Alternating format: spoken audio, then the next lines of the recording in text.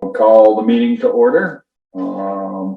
Review the agenda for additions, removal, or adjustments of any items for 1 BSA, all them other numbers.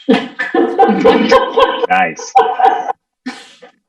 There is at least one item that I recommend being added to the agenda. It is posted to the website and was referenced in the TA report regarding the need to install a new utility pole on Firehouse Drive.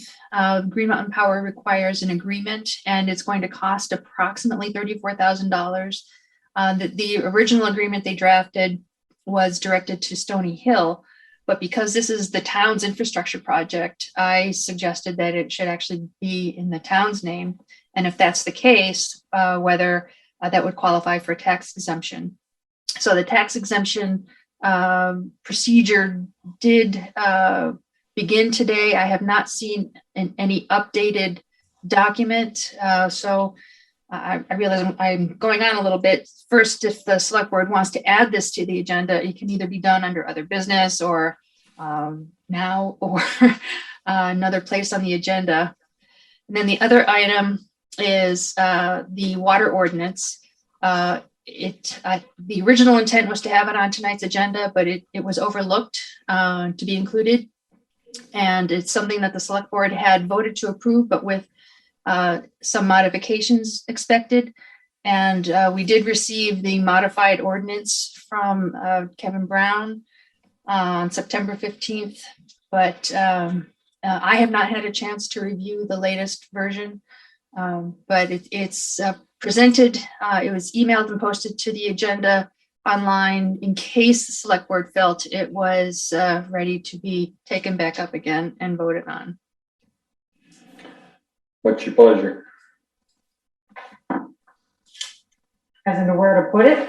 Well, are we ready to put it on, or do we want to do it at the next meeting? There was only just a couple changes that in clarification we were asking for from Joel. So I think it's up because we basically approved it pending his clarification. Yeah, right. But to talk about those two sections, I think that's sufficient. Yeah, let's add it to other business, and then we can knock it off our list and have it be done. Yep. Agreed. And then do you want to do the other business for the poll as well? Might as well. Okay. Thank you. 2 will be the water ordinance.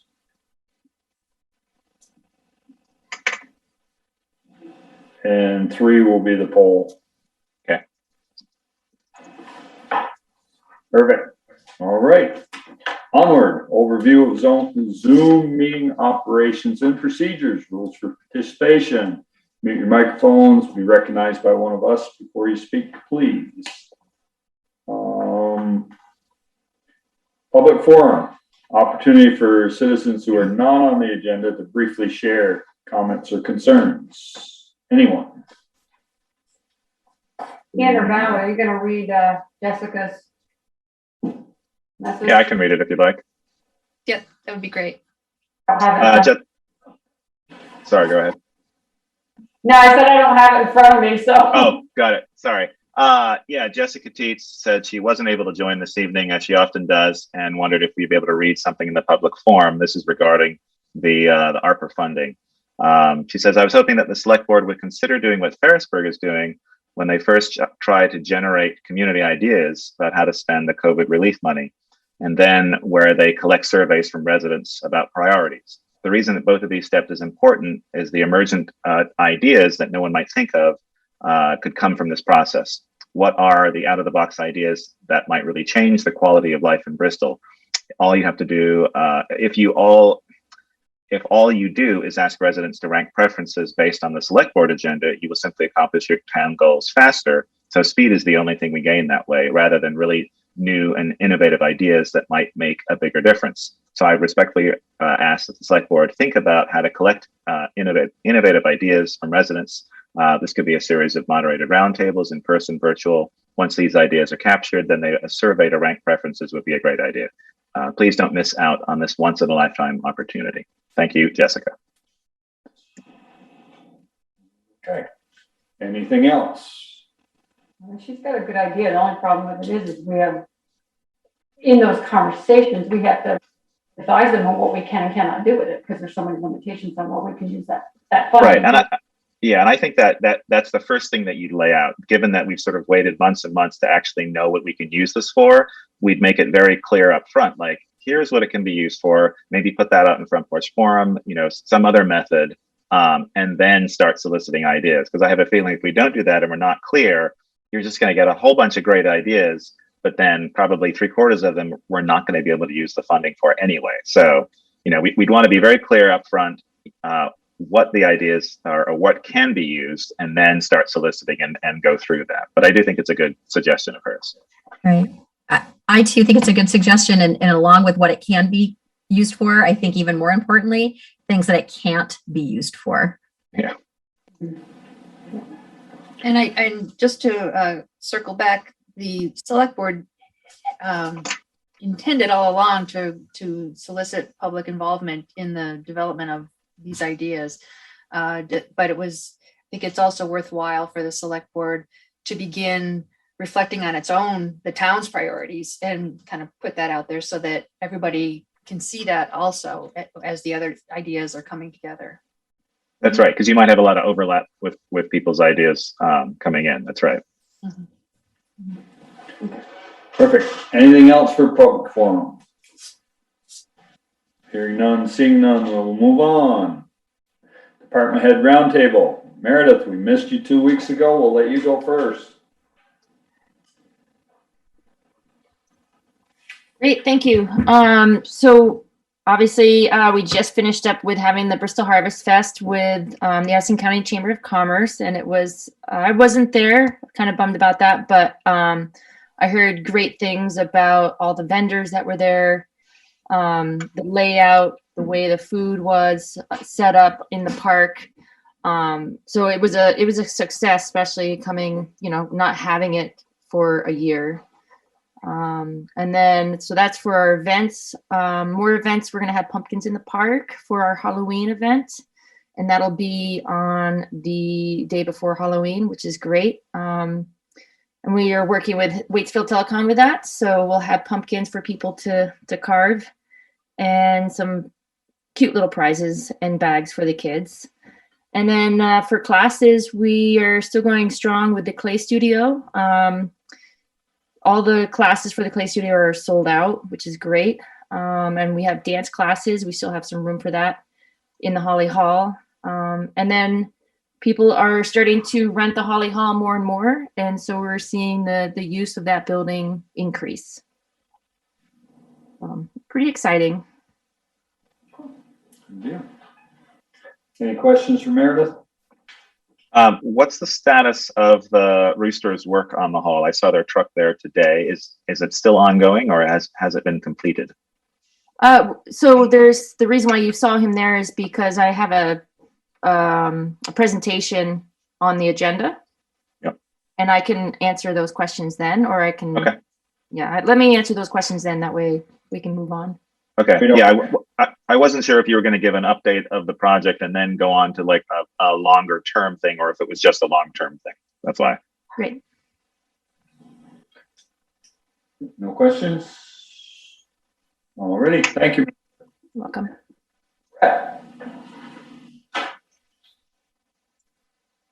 Good evening. Can you hear me? Yep. Sir. All right. I would like to just start out by highlighting that National Fire Prevention Week is coming up. It is the week of October 3rd through October 9th.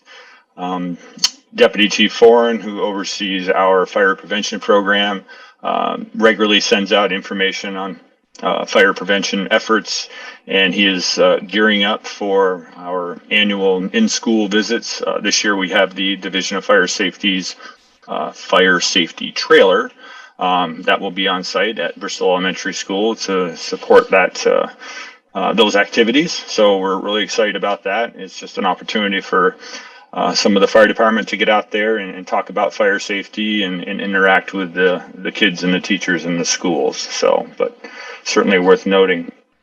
Other than that, if you guys aren't aware, been into some conversations with Green Mountain Engineering, Alan Heisinger. They reached out to us about the sidewalk over at the fire station. I just think it's great that they have been including us and asking questions, because there's potential of change to the location of where the sidewalk has to go. That's gonna cross Firehouse Drive to the back of the fire station. So it's just great to be a part of that process. So, and I'm actually meeting with Alan tomorrow morning to talk about the sidewalk some more. Something to do with a sidewalk going through a drainage ditch. So I guess more to come on that. But other than that, we continue to make preparations for the sale of Engine 1. It was just a week ago. We took the last piece of equipment off it. We had our radio vendor come down and remove the communications equipment. Saturday, we had a work detail where the vehicle was cleaned inside and out. And actually just this afternoon, retired Chief Mark Pouvier came over and took pictures of the vehicle for posting. So hopefully that moves soon.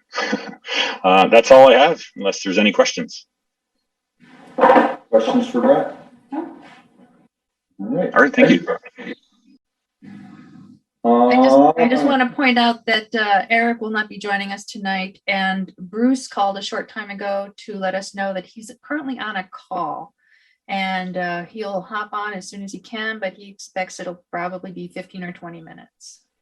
It didn't look like it was going to be real quick. dealing He had with he had a lot of company when I went by. Yeah, he's dealing with a situation. So can we let the two, Francis and Christopher, introduce themselves? Yeah. Is that's the first the item first on one. regular business. So we will move on to regular business. And I see both our new guys are here. Christopher, would you like to start? Introduce yourself. Hello, everybody. My name is Chris Major. I am obviously one of the new part-time police officers for Bristol. I currently reside in South Hero, so it's a little bit of a commute, but nothing too bad for me. Hoping to move closer in the near future. Other than that, I've got a 8-week-old baby, and that's about the extent of my life. That's all we need to know. Most of you with kids know that takes up a lot of your time. Oh, yeah. It only gets better. Yeah. Well, welcome aboard. Nice to meet you, and look forward to meeting you in person. Yes, same to you. Anybody got any questions for Chris? Today was my first day, so it went pretty well. Other than that, Well, it's a good thing you're not on call tonight then. Alrighty, any questions for any of us? no, not at the moment. Alrighty, well, welcome aboard. Thank you. Welcome, Chris. Francis, your turn. Hi, everybody. My name is Francis Smith. I'm the new full-time police officer. I came over from Heinsberg Police Department. I worked for them for about 2 years. I also have a new baby. He is 10 weeks old. So pretty close in age to Christopher. It is definitely the biggest life-changing event that I've had to go through. I went through Marine Corps boot camp, and having a baby is all 10 times harder than that. My wife and I, we moved to Vermont about 3 years ago. It'll be 3 years in January, and we came up from Rhode Island, and we live about 10 minutes down the road, down 116 in Starksboro. Great. Very nice, welcome aboard. Thank you. Any questions for Francis? Do you go by Francis? I do go by Francis, yes. It's good to know after I've been calling you that. Yeah. Do you have any questions of us? I do not. I'm glad to be aboard and look forward to working with everyone. And we're glad you're both aboard. Yeah, welcome. Yes. Welcome. All right. I don't mean to be rude, but we're gonna move on, so we're not Right. here till tonight. Thanks, gentlemen. Thank you. Consider Eagle Park Universal Fishing Platform preliminary mitigation design options. Roy, would you come on up front? There's that hard copy.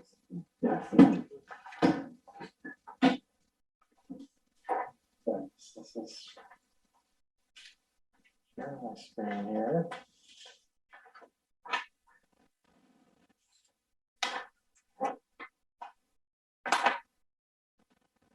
Okay, take this off.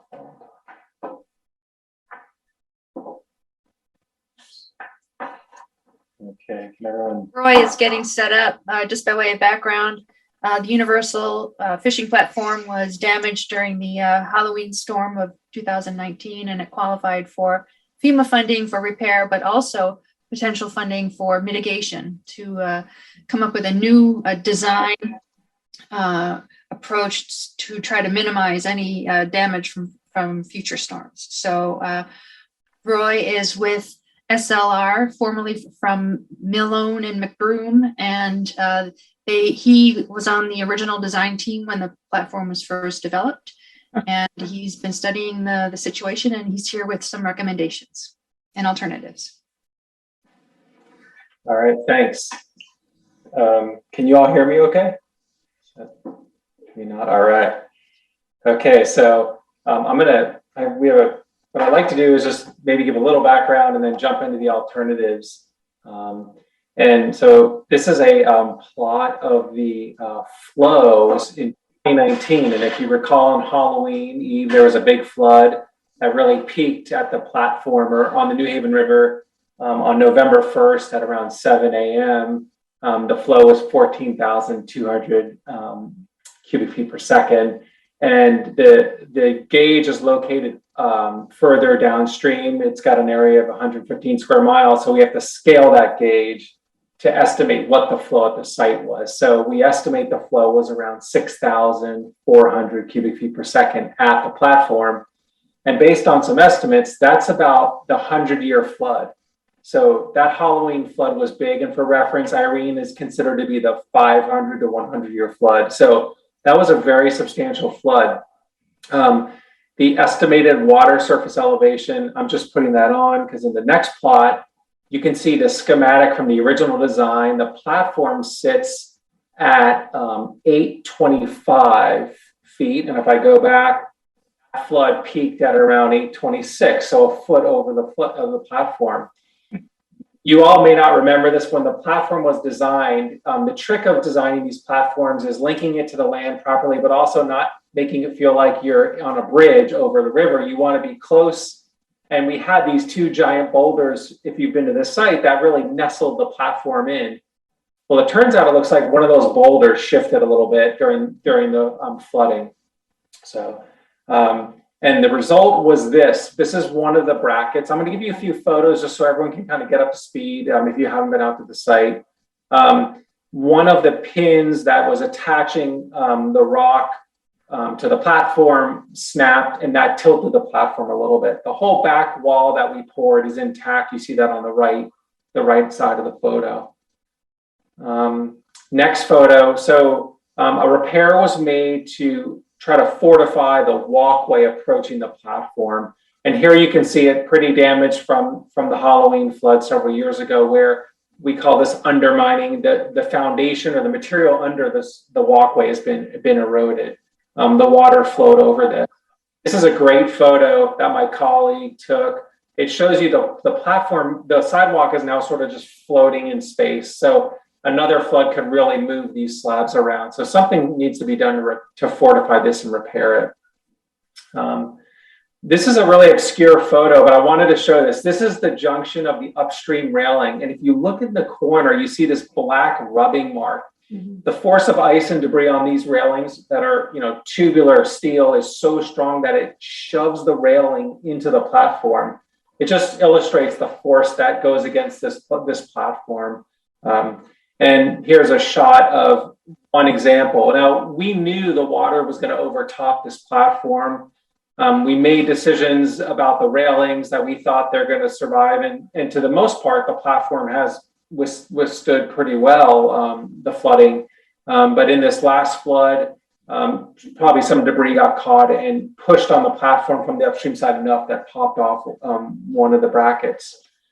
When we started our conversations about, with Peter officially, originally, and then it kind of moved on with the town, we came up with some objectives. And here we are, both thinking about how we're going to repair the platform, but also maybe fortify it. The flood was a FEMA declared disaster event, so there's mitigation funding around to repair the platform. And here are the objectives we're working with. Repair the platform so that the tubular steel platform as well as the walkway, make the platform more flood resilient, same with the walkway, minimize maintenance needs. I've talked with Kristen about the fact that it takes a lot of time for the town to go out there and remove wood and chainsaw it away after debris builds up. Simplify flood recovery work. So if we can come up with a design where if there is a little bit of overtopping, it can be simply a board or two can be replaced versus having to do like excavator and concrete work, and also obviously minimizing construction costs.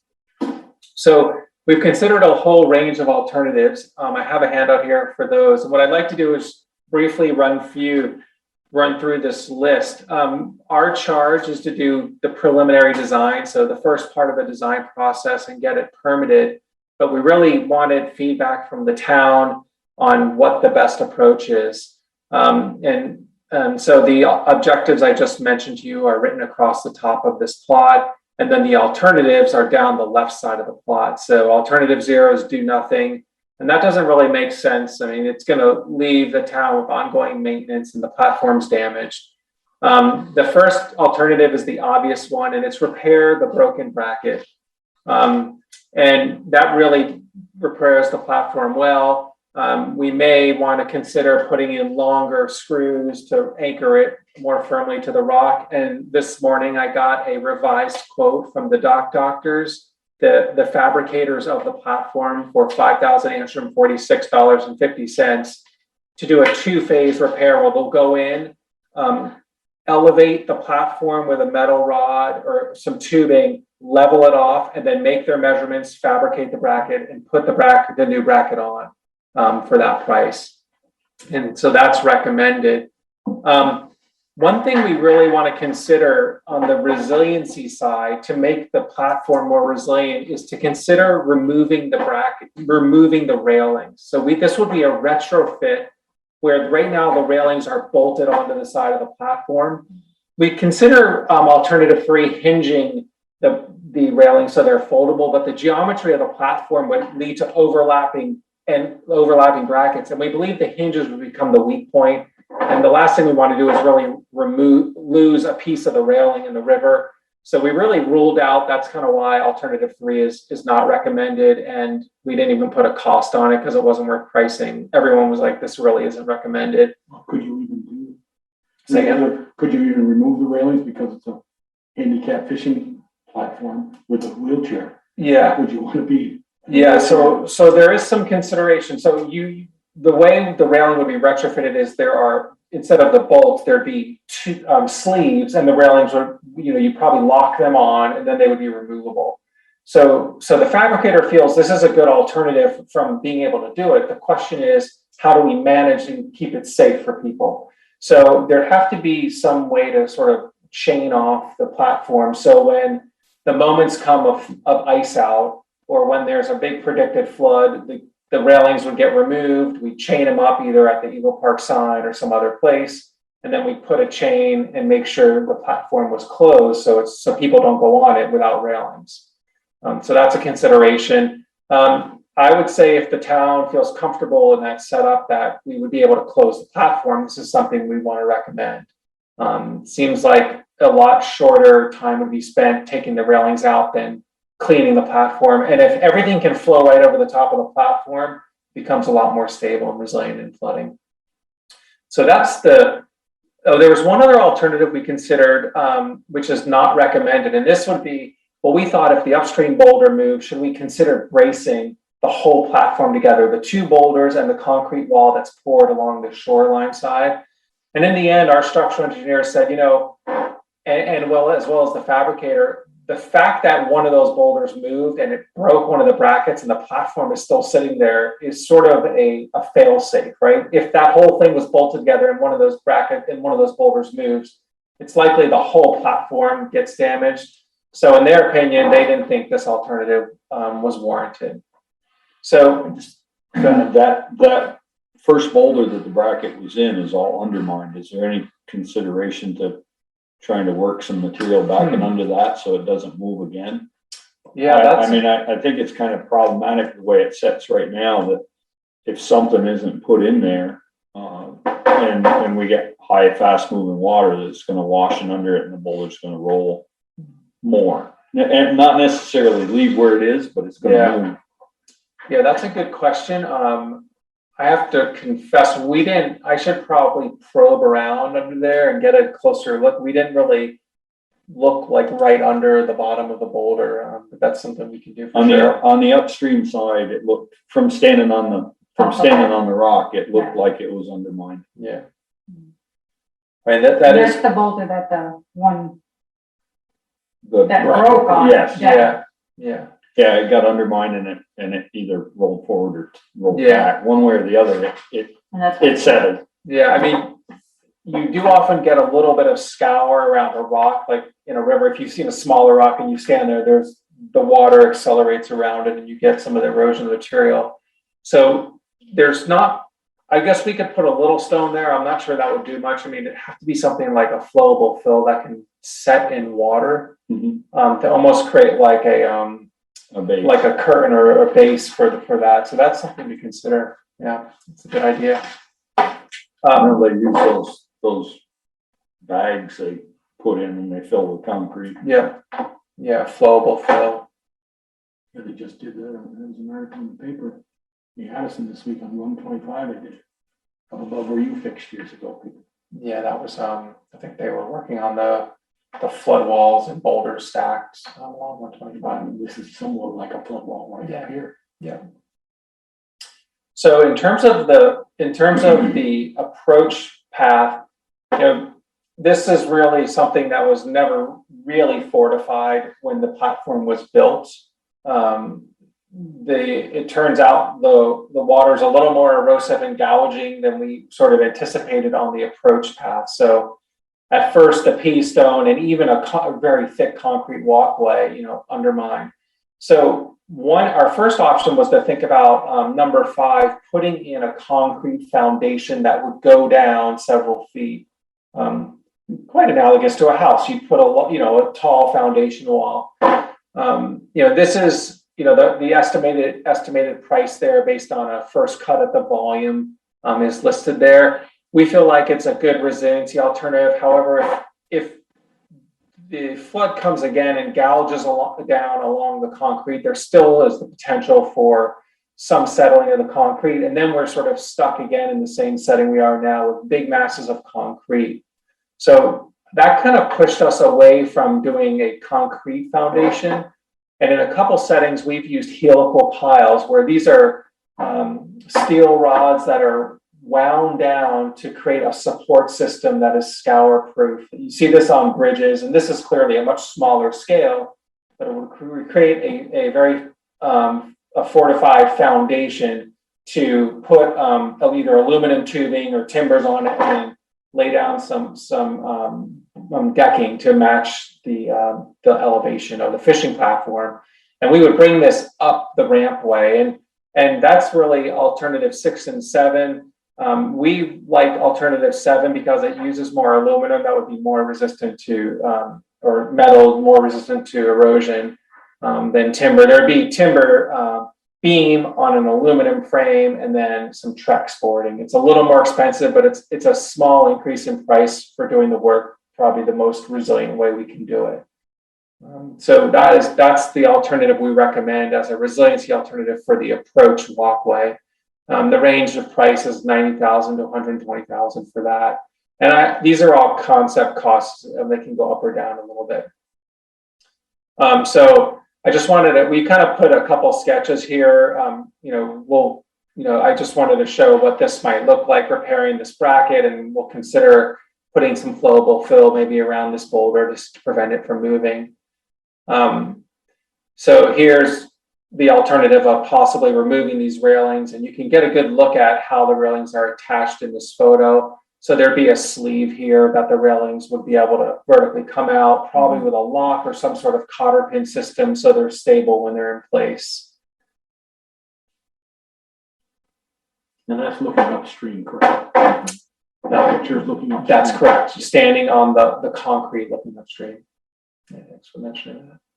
Here's looking upstream again. And the idea is that this new boardwalk, this would be Trex. It would be at the same elevation. And there'd have to, this is sort of the end of the concrete. There actually would be a little bit of a tip.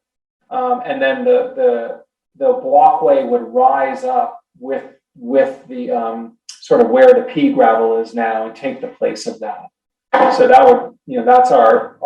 So you would remove the concrete that's there now? Yeah, concrete. yeah. And I should say all the estimates include the removal of the concrete volume with a typical work rate we see in this area. Will that have to, for code, will that have to have a railing on each side for the? So our proposal is, I believe, we were proposing, and I put a slide in on it, to actually use the boulders that are in this area and then fill with the gravel and create like a shoulder on this for safety. So if we can create that shoulder, we think we wouldn't need the railings. Yeah, because that would be problematic in high water. Yeah, because then we have more railings. What if you need them for a wheelchair? Yeah. I think of the one that's going to the old superintendent's office, that's all. Yeah, there's nothing, there's no railing on the concrete that's there now, so. No, If right. we didn't need it for that, maybe we don't need it for the. Yeah, we'll check all, the person who's looking into the ADA standards, we'll just double check that to be sure we design that properly. But I believe if you have an offset on a certain offset and a certain width, then you don't need it. And I think we're kind of at that. It's about 5.5 feet wide right now. Well, I'll just say this with regard to Trex, I hope nobody walks barefoot out in the middle of the summer when it's 90 degrees out, because It gets hot. hot. Yeah, that's a good consideration. Here's approximately where the platform would end. It's about 75 to 80 feet long, and we'd actually bring it up to the flood level that we've seen there. So we're gonna, instead of fortifying the rock up to the 50-year flood level, we're gonna bring this up to the somewhere between the 100 and 500-year level. So we can kind of get at this once and really go at it. The other nice thing about this approach is that, as this thing wears over time, a board comes out, it's a very simple fix. Like we would cut extra boards when this thing was manufactured, and we'd have a stockpile of them. And it's like 4 screws or 6 screws to be able to just re-put those in. So, no concrete work. We're trying to get this thing so there's no future concrete and heavy machinery work required to do a minor cleanup, when this thing gets overtopped again and as some of these materials wear out. When you get to the end of that, you're going to have a ramp that goes up on there. So the idea is that it would actually dive into this the- gravel right here. So it would almost be a seam, preferably no lip. You'd come right onto the board. It would take the place of the pea gravel right in this location at that same grade and elevation. And it would turn a little bit at the end. And here's, a rough layout of how that would look, just laid over an aerial photo. So there is a little bit of a bend at the concrete, or else you kind of land in this patch of knotweed. It's got to shift a little bit up, and then it would turn at the end to kind of ascend there. You said something about bags or something that you're thinking of from this point to here, Just under the rock. Just on the or rock. just here? That would be just really under the foundation of the rock, the base of that giant boulder. Any consideration on? Okay, just, can you point, because people Yeah. that are watching don't know Yeah, where yeah, you're pointing. Yeah, so you're I'm asking sorry. about right in What- here. What if you sheet piled that through there? I don't know what those would, Um, to make it, instead of hitting it head on, yeah, slide around it. Or over to the corner. like put some sheet piling across From the top there- of this boulder. Well, from there, up from there, then back towards, I mean, back. I don't know what kind of luck you're gonna have driving sheep down. Yeah, I Same mean- size rocks and underneath as there is, Oh, I mean, you know. I oh, those guess, bags that you talked about. People. Yeah, and one thing I'd say about the sheet piling, I mean, the beauty of this site to me is the natural aesthetic of it. Like you look up at the mounds and you see this thing, it's kind of hidden from several views. And people swim up at and downstream of this area and fish. And to me, the sheet piling might give it a little more of an industrial feel if you see it projecting up, because part of it is it's like what's above the water, and you have a sheet piling wall. I don't know, it might just feel a little industrial. I feel like it might not be a bad idea to see if it's possible to permit some flowable grout under this boulder to give it more, some more stability, and that wouldn't be visible. Yeah. So While you're on that photo there, my name is John O'Chapin. I'm on the Conservation Commission, and it's exciting to see that the project is moving ahead. When I first looked at this site, we were up there in the spring and putting together some mulch and kind of the area up there by the boulders near the parking lot down towards the platform, just spreading mulch and clearing out, small shrubbery and so on. But what occurred to me was that where you have that point that goes out into the river, that just seems like a real problematic spot, because it's almost like it's just piercing whatever's coming down the river. And it would seem that, not to add cost to the project, but that there might be sort of upstream there more of a catch of the platform that then, sort of could redirect water downriver instead of the platform kind of spiking into the river, if you can imagine what I'm talking about.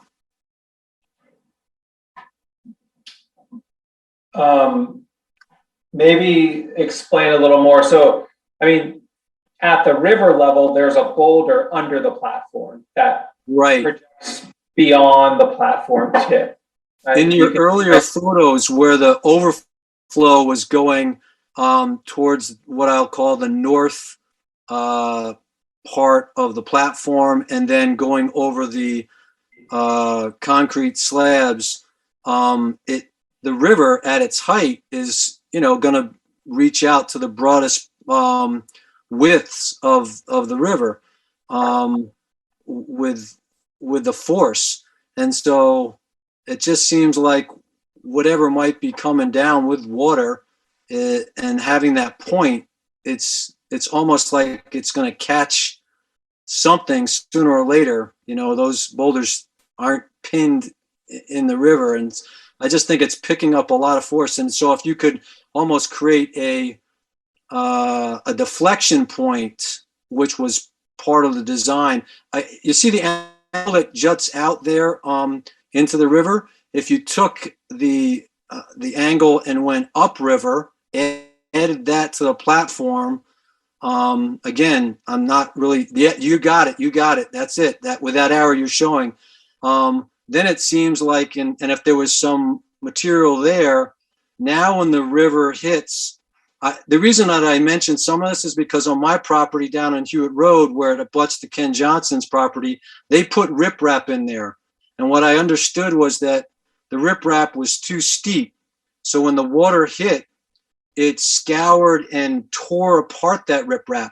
But if the riprap was at a slighter angle, when it hits that bend, then it can flow over. So as part of this whole design, I see a lot of effort going towards the platform, towards the concrete path and so on. But I still see the force of the river coming at that point out there. And, there's always, the Corps of Engineers and they get involved and so on. But somehow to have a way that the overflow is designed in there versus somewhat steep as it is and gouging that can just at some point catch and then rip. I was just trying to figure out a way to make something smoother. And again, I don't know how to do it without the burden of additional costs. And when the select board did their road trip, we talked about the possibility of riprap in that corner because it is, like you said, the water gets in there and it's kind of trapped. There's nothing to bring Bouncing it, off that big boulder. there's nothing to bring it around that corner easily or to direct it. It kind of goes in there like, and gets stuck right where his cursor is. So what's the possibility of, what you talked about, Peter, if they're doing in 125, some of those, what you call them, slurry bags? To push, so it's not going, as John says, head first right into that boulder, it's going to round around that. I mean, that might be an option to, again, I don't know if you'd want to bring that up and cover all this. I have a couple thoughts. So maybe like right under in these kind of holes in here, maybe you put some rich stone in there, cover it with native stone, and maybe you could even grout in the stone to really fortify it, but cover it with natural boulders so it kind of doesn't, it kind of looks nice, natural in there.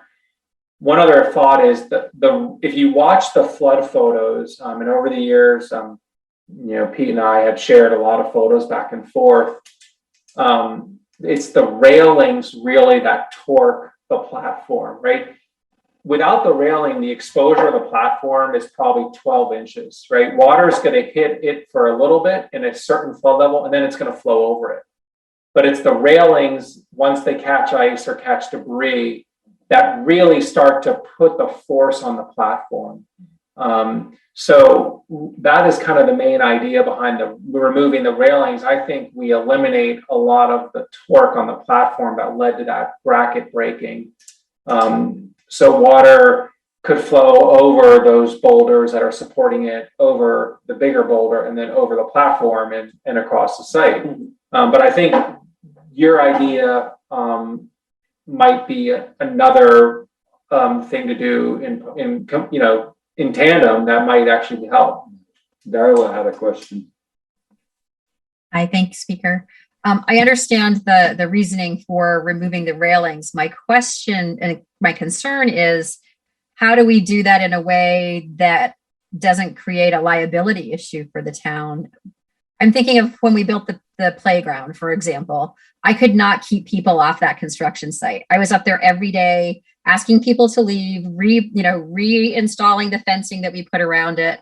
I'm just wondering, is there a safe way to shut this off and to make sure that, we don't create a situation where somebody decides to go out and watch the flooding water from a platform that doesn't have railing on it?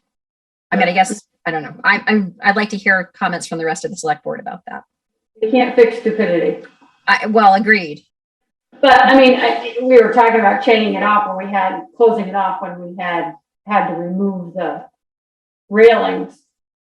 If you have it closed off and you say closed, you can't do anything about if somebody goes around it, goes down the hill. I mean, you just can't prevent every situation. It's probably no different than when we close a road. If somebody chooses to go around the signs. I think you're right that when the platforms are pulling all the debris, then it's trying to pull. But number one is the time to remove them, as you say, middle of the night, and then you got a crew out there the water's now coming, can come within an hour or so. And then if we get a major washout, it may be days before we get them put back up, because honestly, that's not going to be our highest priority. Yeah. It's putting back the railings, it's getting the roads back together. Sure. And so that's another, people say, well, now the flood is, I'm going down to see what the danger is, But if it's still closed, if it's still closed, it's closed. Yeah. I agree. Yeah, no, I think this is a great conversation, and we've thought a bit about this. There's kind of 2 or 3 obvious spots to close this. And I'm just going to throw some of our brainstorms out there for you all to either shoot down or get on board with. Like, I know in the beginning people were walking down this hill, but now it's nicely gardened with all the vegetation. I think for part of the year I don't think people are going to walk down the hill. Mm-hmm. Possibly a split rail fence rather than these boulders when there's equipment out there especially if we're doing helical piles, it's really easy to put those posts in. And so there's kind of a change in the landscape right here from the grass to the slope. So here's a spot where I think if you put 2 posts in and a chain, you could also do it at the end of the boardwalk here, but that leaves a little spot for someone to try to sneak into. You know, maybe you do one at the top and one where topographically it's kind of hard to get to the site if this spot's closed off, unless you walk over all this. And I thought, well, maybe a split rail fence here instead of these boulders is another deterrent to get people to go down there. We could actually use the boulders in the redesign for the edges of the edges of the walkway. So that's just, you know, it changed the look a little bit of the park, but that might be one way to get a little more control around the platform entrance. Yeah, I don't think if somebody gets it in their head that they want to go down there, I don't think a fence or a chain is going to stop them. When you guys were talking about putting stuff in the river, boulders, whatever, I mean, don't you have to get the state approval? And they may just say no, they may say no anyway. Yeah, and it would require 2 permits from the stream alteration permit and a permit from the Army Corps of Engineers. I've actually already talked to them about the things we think are the way to fortify the path, and they're like, you might not even need a permit for that work because you're removing concrete and you're putting in a helical pile, so you're actually taking material out of the floodplain. If we were to try to do a grout bagging or a little bit of riprap with grout, that would definitely require a permit because it's a fill in the river.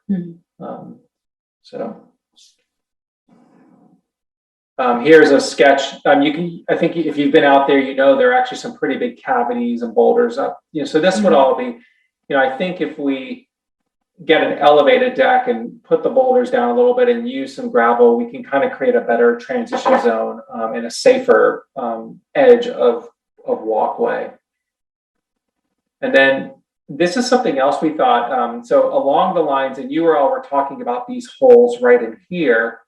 When water flows over, it actually looks like it dipped into this hole between the platform and these sort of big rock slabs. And we want to take some of these rocks and kind of fill this hole, because what happened was the water got in here and went under the concrete and started flowing down underneath, and that really destabilized it. So we want this area to be flat, and it actually might make another nice little more rustic fishing area or river access area up in this area, and it will be safer, you know, to walk along these areas. I've seen people walking in here, and I've done it a little bit, so I thought this might be just a little nice additional item to protect the underside of the platform, as well as improve access a little bit.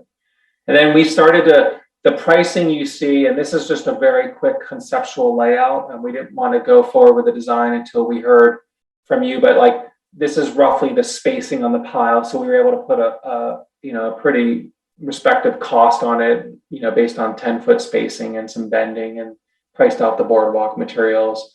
And here in the upper left is kind of a schematic of what that cross section, these are the piles that would go down 10 to 15 feet deeper at the river, shallower up high. And this is kind of what that system might look like. And we were thinking maybe this would be metal and then the Trex would sit on top. So this is a past example at another river setting. So the issue I see is that if we put the big rocks and put dirt down the side and the water gets up there, it's going to scour again. Yeah. Whereas if we did something like this, the water would go under it. That's right. The water will go under it. And that's the idea. And then, you know, if it does scour, there's, you know, maybe there's a little touch-up work. I think what you would do is dig out, you know, you dig this out, and there doesn't have to be a lot of space between the pile and the decking. So, yeah, well, my concern is the railing. If you're elevated, you're going to need a railing. Yeah, this may not be the best example. We're not going to be this elevated off the ground. It's going to be very close to the ground, especially on the sides there. Does that make sense? It makes perfect sense. My point is if it was elevated, the water could get under it. Yeah. But then you're going to need a railing. That's right. So. So you're saying it would be better if the water could just flow? I think it would be better if the water could just flow, and then if it did scour, it wouldn't be the end of the world. Yeah. Well, I don't know if you've ever seen this, but in a bridge, when you have a bridge or a culvert that has piles on the foundation and it floods, you basically have the thing standing there. And then you come back and you bring the fill in, and the expensive part remains there. And that's kind of the concept behind these piles. And they're also going to be like helically, twisted into the ground many feet. So they're just very stable compared to. Yeah, they're using them on decks and everything now. Again, I think this example is a little higher, but there will be a cavity under there that water might be able to flow under. But then on the sides, I think you'll be closer to the ground. And I just threw a picture on it just in case folks hadn't seen this. Like, this is kind of what these helical piles look like that are twisted in the ground. And you can do them with a fairly small machine at this scale. So it kind of fits the site in terms of access and working there. It's not a super intensive labor. I think the hardest part of anything we do out there will be to sort of, break up that concrete and export that off the site. Between the boulders. That's what I was gonna say, get it down between the rocks. Yeah, so that's it. Our thought is if any feedback we could get on how to move forward on the design, be great. Do you have an aerial view of the whole park? I think the best aerial view would be. We had the sidewalk overlaid on it. Yeah, this one it's rough, but we have a bunch of aerials. Yeah. Is that feel like it was around the old campground? Mm-hmm. It heads back down. Just shooting this out there. What is this, the third time now we've rebuilt this thing? The walkway. At least. Yeah, the walkway. What if- the platform hasn't. What if we put it downstream maybe a ways? Put the whole platform. So when the water is coming around and going headed towards Bartlett's and that way, it's to the mountainside, and we put it on the roadside. So the water is going away from, right now the water's coming from Lincoln and going right into that platform. Yeah. I think part of it is Put it on the other corner. that's the only places of fishing. Oh, I agree with your picture. I remember Peter came in and said it's a great fishing hole. Yeah. And I think Ian's got a question. Ian? Just one comment. If, we talked about the buffer before to sort of try to get rid of that water as Joseph's hitting right the platform. If we buffer it enough, perhaps, depending on what materials, would that negate having to have removable railings? Because I see the removable railings, even though it's a useful thing, I see it being a difficult thing for the town to be able to do. Like, I think at the short notice, and as Joel said before, having to go out there and take them out at a certain time, could be any time of the day or night, and then the time in terms of putting them back, and then the safety issues and things like that. I think, personally, I think that the railings, them being permanently fixed, is the way to go, just because we don't have the hassle of the maintenance of that. But with the buffer, to be able to take some of that pressure away, help at all with being able to have them more permanent. I think. Should I respond? Yeah. Okay. You're the expert. Yeah, I guess I would say that building like a stone or some sort of deflector on those boulders is going to be unlikely. Like, the boulders kind of cover from the platform down and deflect the flow. And the issue that the platform really has is from the top of the boulder up. So the big flood, right? We think it's like 25 to 50 year flood level and higher is when we know water's hitting that railing. So that's kind of the torquing of the railing and the bending. Like, we're seeing signs that the railing's getting pushed against hard. So I'm not sure that even if we were able to use grout bags or use riprap in front of it to turn the river, at some point water is going to flow on top of that. And that's when the force, and I actually think it's probably the ice. Like, I actually think water can flow through this thing fine. It's the time when a tree does get lodged on the railing, or it's the ice that's going to float up and go over all this stuff on that thaw and push on the platform. It's going to get caught there. It's going to get caught. And that's kind of why we think the railing removal. But I completely understand all your concerns, and I share them with you. How do you do that? Some rest does. Yeah, we've got two. Go ahead. take down the railing in the wintertime, because nobody's gonna be fishing Well, someone that was in the wintertime. Close You have it December. closed for the winter, and you put the railings back up in May, Yeah. then there's not that problem of, unless you have that inordinate storm during the summertime or the flood, whatever it is. Yeah, I mean, I agree. I think you knock your risks down half to 3/4 if you do that. And I mean, you could actually leave them up in the winter. I mean, well, I guess you could take them out. You never really know when the ice That's is true. going I think to sort of thing, we get a January thaw and then you're kind of caught, but yeah, that is an option to just keep them out in winter, for sure. Okay, I'm gonna go with the last name because I'm gonna butcher the first name. Okay, Zealy. Zealy, go ahead. That's my wife's name, actually. This is Alex Smith. I'm on the Conservation Commission. It's Zaley, though. It took me a little while, too. My question was, regarding the railings. I think I share many people's concerns about the removing them in the lead up to a storm. And I was wondering if the option of having these things be somewhat sacrificial and designed to break away under a certain strain so they don't torque the platform with them is something we'd consider. Yeah, but then they go down the river. Yeah, that's the obvious the obvious problem. It's a little bit of a that's the clear issue with it. They could be wooden though, they could be something else. But it would remove the problem of having to get these things out at, as you say, at midnight in a storm. Yeah. Well, we did consider breakaway, but because it's an ADA accessible fishing platform, there's some stability requirements that sort of go against having them breakable. And yeah, I guess we're concerned that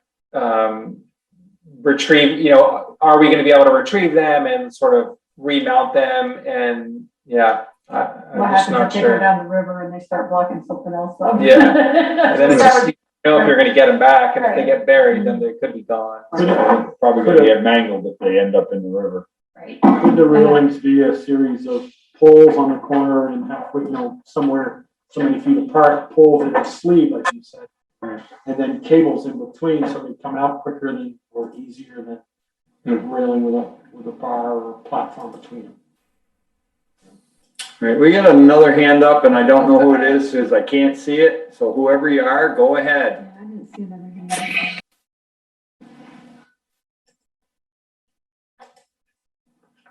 We're not seeing it.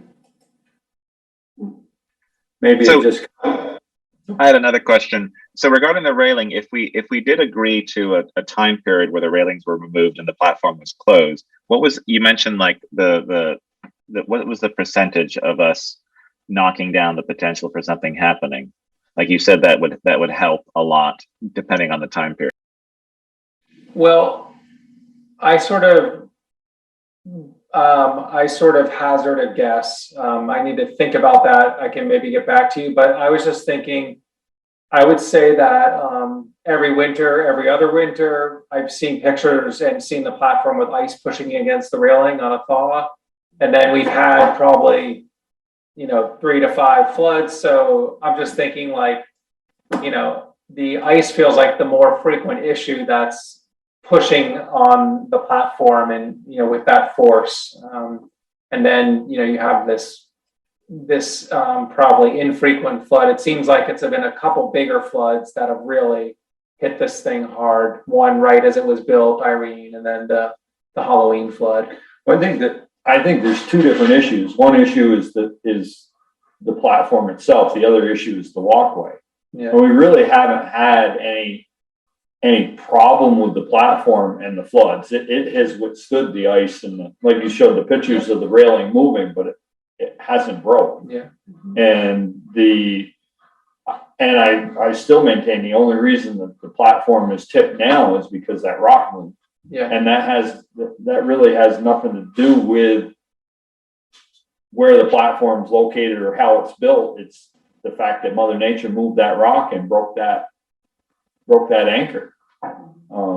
So, I don't know if the railing is really an issue, if we get that rock stabilized so that it can't move or so that there's less chance of it moving. I think the walkway is the bigger concern. I mean, if we're really concerned about the railing, I don't know if that's the biggest part of the problem. If you were to do a railing, you know, now they have the wire railings that go through, would that be acceptable for ADA? I have to check on that. I don't believe so, because the idea of these railings is that like a person can lean on them and support their weight. And so I think that was the idea. And if you notice, there are slots in the railing, and those are specifically designed for people fishing at all different levels, you know, whether it's child to adult or in a wheelchair to able-bodied and walker and everything in between. So I think that tubing setup is sort of maybe the go-to for a universally accessible platform. But that said, I can look and see if there is a cable approach that I was just thinking it would allow the stuff. I mean, you would still get bigger things coming through, getting caught, but maybe the majority of it would flow through. I think the gaps, we definitely work to open the gaps up. And so that's the reason there's a lot of vertical spacing on those. I think that's the maximum gapping you're allowed to have in a universally accessible platform. And then the gaps horizontally are kind of set as well, mostly for like fishing. I don't know if those can be wider because they go from top to bottom. You can't create a big gap that like someone or something could slip through and get out, you know, get and fall off. But you can, you're just gonna be liable. That's right. I don't think we want to do that. So Val, a question for you is the cost for this, how much of this cost is on the town and how much is going to be part of the mitigation and whatever? It's my understanding that FEMA would cover up to 75%, and then the state of Vermont would cover 12.5%. So we'd be on the hook for 12.5%. 12.5%. And do they restrict what they cover, what they don't cover? Like, you know, if we're looking at this, we're talking the cost for number 3, About 150 for number 1, grand. number 2, and then number 6 or 7, whichever way we're going to go, right? Yeah. It's my understanding that they want to see the design plans first before making any commitments. They want to be able to review what's proposed and determine if the expenses are reasonable.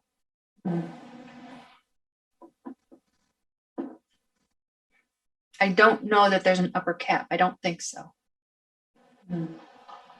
No, there probably isn't an upper cap other than that's more money that we have to come up with. That 12.5% gets bigger and bigger. I mean, I hate to keep having to fix this. I'd like to see if we can come up with a plan where we don't have to do this again. Yeah. Well, like I said, the platform wouldn't, if the rock hadn't moved, the platform would still be 100%. It's the walkway. I see the walkway as being the bigger issue. That's been fixed numerous times. You know, it was re-gravelled once and then. Not too long ago. Well, it was re-gravelled and then it was concrete and then it washed again. And I think it's been re-gravelled a couple of times. And that's when they came to us with the idea of putting the concrete in.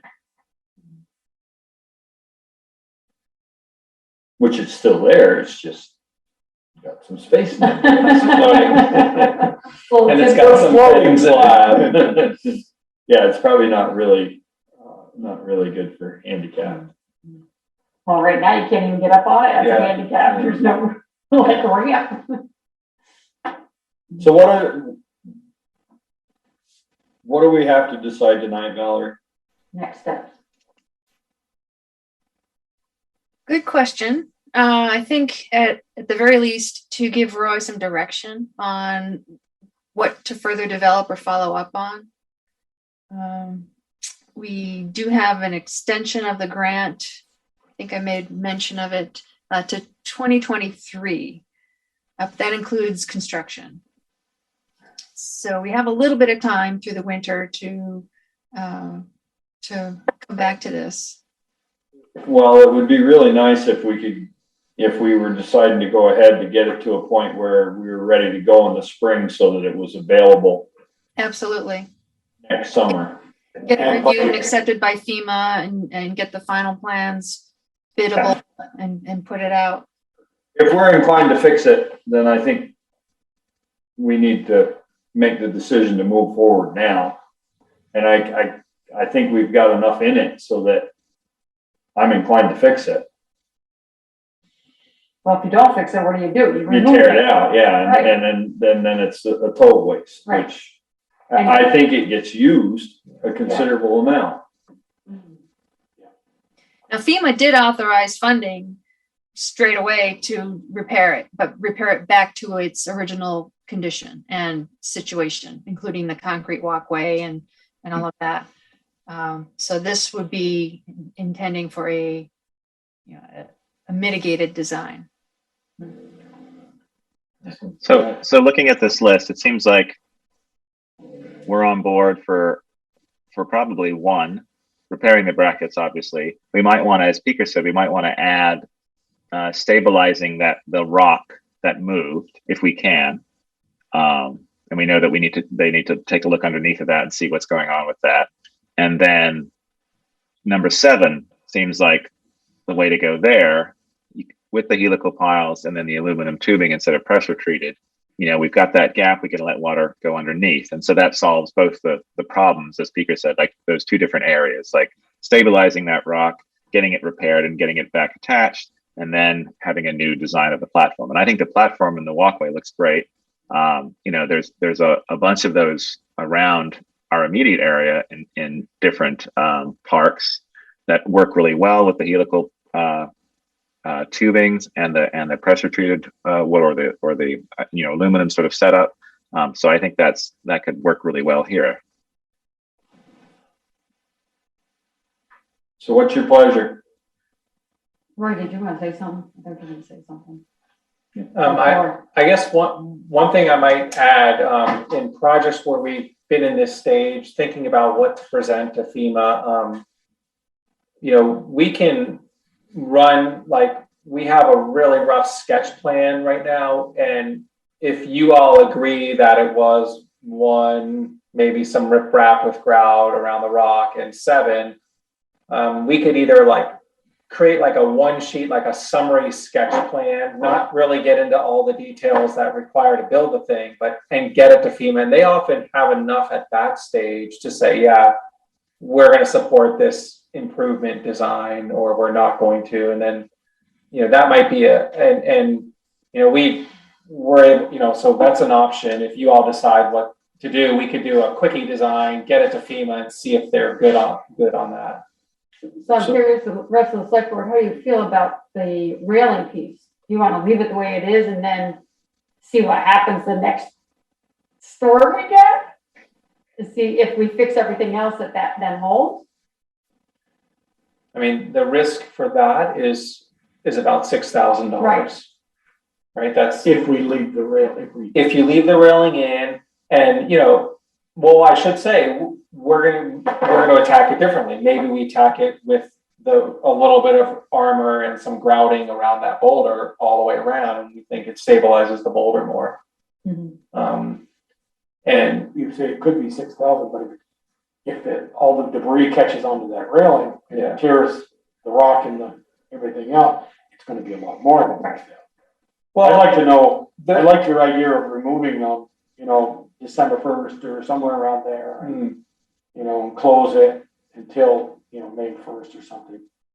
And then we do take those Irene storms and stuff, but it's not the trees and stuff coming down in the spring and the ice and stuff. Yeah.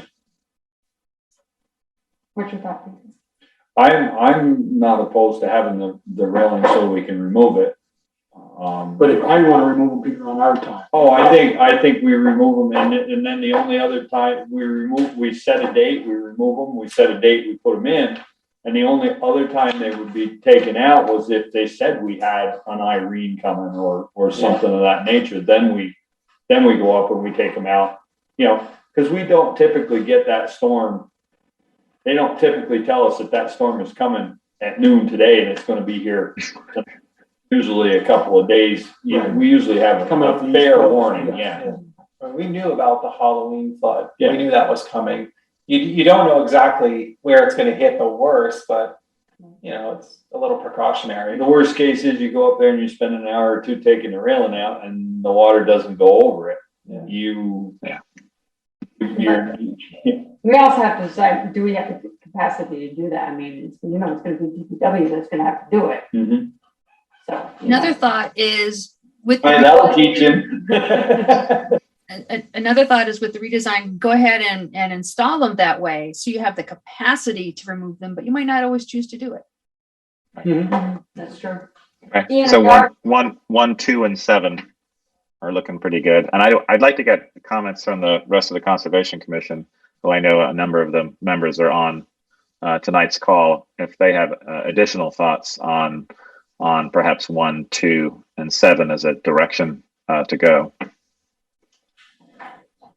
Kristen, right here. I like it, 1, 2, and 7, and I think there are members of our commission that can help in removing the rails as well, and maybe perhaps Alex.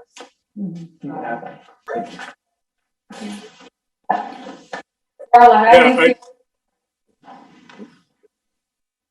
So this is Alex here. Yeah, 1, 2, and 7 seem to make the most sense to me. I mean, first and foremost, as you say, to do whatever we can to make this the last time we have to make these kind of wholesale changes and repairs. And that seems like the clear way to go. Thank you. Yeah, I'm on board with that, with the idea of 1, 2, and 7 and removing the rails in the wintertime. That makes sense. And if there was a storm, my only concern was, for the town's liability, but it feels like we've discussed that and that feels okay to me now. I just didn't want to put us in a bad position. Unintended consequence. Jono, your thoughts?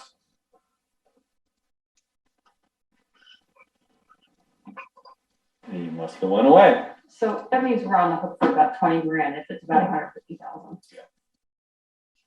The Conservation Reserve Fund has over 50,000 in it right now, so I think we'd anticipate using that. Oh, it's not. Speaker, I made a mistake. I was not, I'm now unmuted. There you go. Sorry about that. It's been a while since I've been on Zoom. So my concern again is more upriver, and when there was discussion about putting some material in there, and then at the same time, I heard the term grouting it. I just am so concerned about that jutting out point into the river that between ice and other stuff in a flow of a river is going to undermine that. And I think, Peter, you made a very good point that section right there is where the platform gave way, because I think just with enough of that movement, it scoured away, and that's what dropped that corner.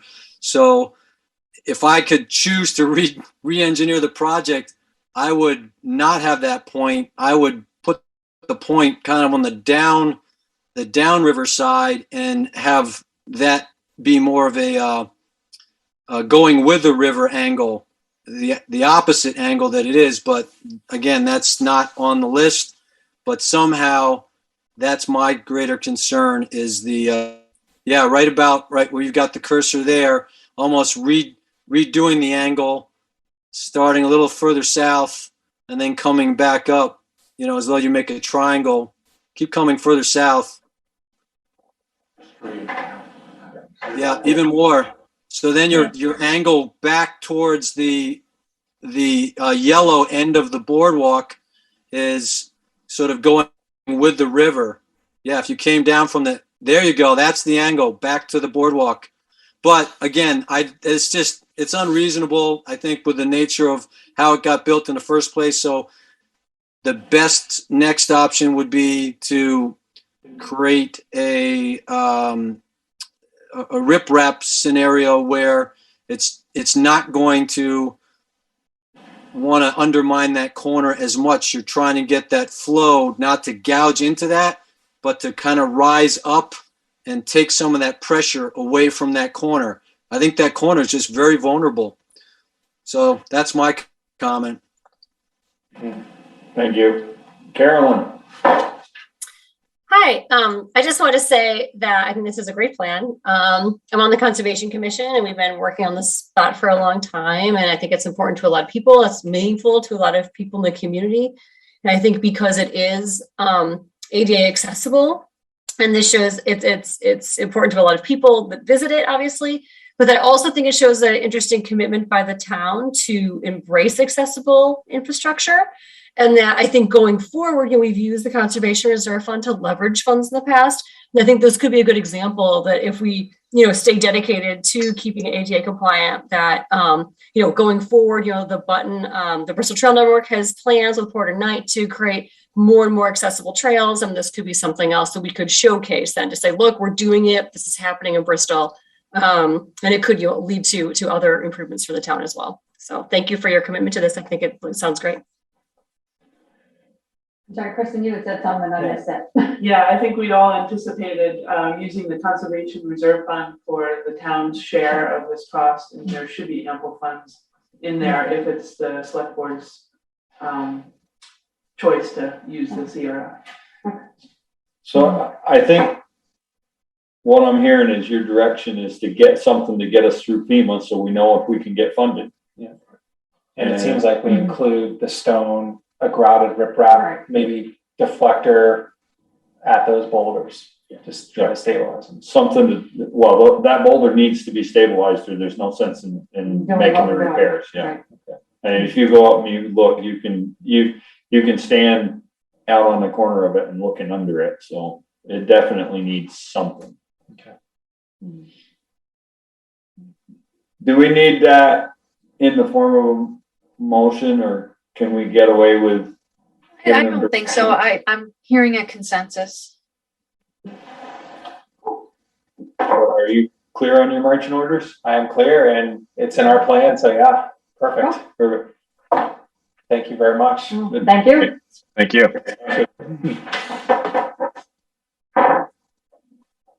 All right.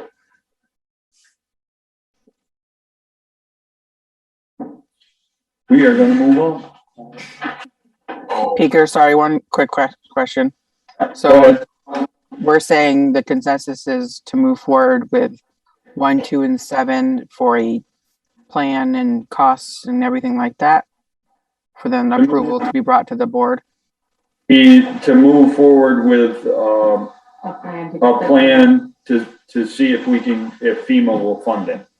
And then from there, we'll move forward with, from there, we'll make the decision to have the design. Okay. Okay, thank you. Clear as mud? Clear as mud. Good. Consider the proposed Holly Hall maintenance plan. Meredith. All right. Okay, so first of all, I'll answer Ian's question that he had asked earlier. I was out in front with Chris from Rooster Construction. We were just chatting about the front entranceway, the railings, the stairs, and some of the things that I would like to address for a maintenance plan. The bell tower is complete. The bell's up there. It rings nicely on the hour. There is no leakage, which is great. And I submitted the invoices, which you guys, I believe, should have in your folders. No, because Meredith, yeah, the 2 that you submitted today were too late. Oh, okay. There's one that I got Friday that I put in, but the 2 that you submitted today did not get into the warrant. Okay. Thank you. Yeah, I hadn't gotten them yet. So just to let you know, so we've got you probably then have the 924, which is the invoice, and that'll show the payments. The total is $12,525. Right, so it's the rest of that invoice. We already paid him the 10. Great, thank you. Yep, payments credit 10. And then so the invoice that was late to be submitted is the time and materials. And then I also asked Rooster while he was there, or Chris while he was there, to submit the bid for that copper piece that we were working on next to the bell tower, where the water was coming off of the roof and creating some damage. So that's with the Rooster. So we are complete with that. For the Holly Hall any other questions about the bell tower? Meredith, quick question on the copper. I don't have it in front of me. Was this something like $7,000? No, so the bid for the copper part was the sanding steam, the Right. drip edge, all that fun stuff. It comes out to about $3,916. And is that something the select board is still willing to move forward with? Is that part of the original bid? That was part of this. It was like almost a secondary. It was the last time that I was on here. So I had done a slideshow of what it looked like. And that whoever had put it on there originally, it just was kind of not tacked together, but there was a lot of repair Band-Aids on it. And while that we have Chris looking at that and knows exactly what needs to be done, we were going to go ahead and get it repaired. And at that time, there was no cost estimate, I think, available, and he was going to look into it and get back to us. And so now we have that information. And he did say it was going to be, around 35, and it comes out to about $3,916. That's installed. That's his work and everything. Yeah, so that's the materials job description. I don't see, hold on. In addition, this job will require a man lift, which he did not add to that. So. Yeah, I think we were hoping to get it while he was still here, and it just didn't work. We would have paid, if we had kept it going, we would have had the lift out there and paid every day for it. Right. No, but the $3,900 is for the materials and for him to install it without, not including the man lift. Is that correct? Unless somebody's got an in on the lift.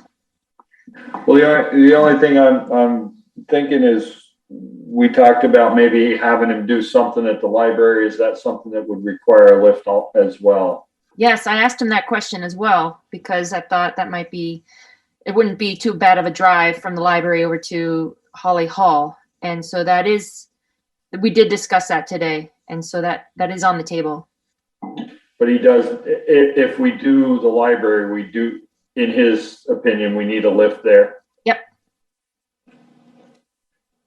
So it'd be a way to, it wouldn't be free, but it would save us. It would. We're not running another lift for another. Yeah. Nothing's for free, but it's convenient. Yes. So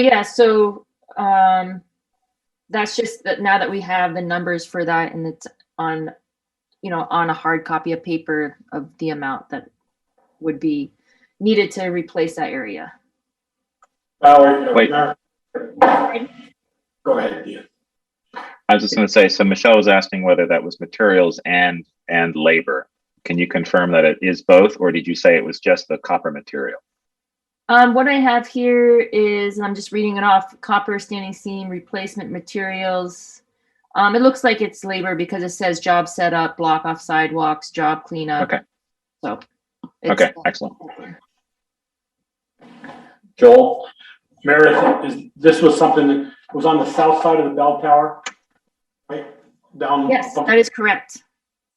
Was this something we wanted done this year? Yes, it was an additional thing to do. And I had presented it to you guys, probably 2 select board meetings ago.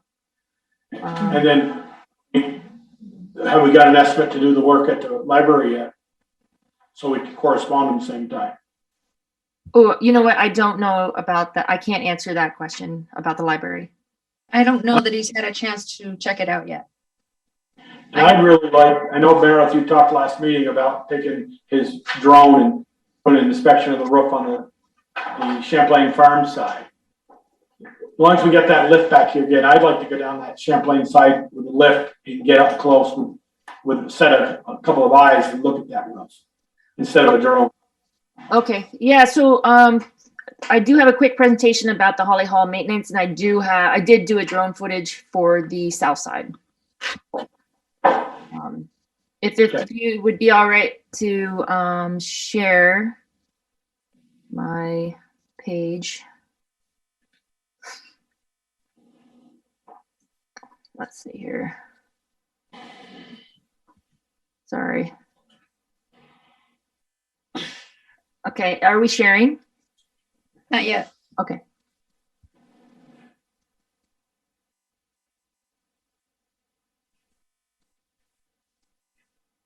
I have my.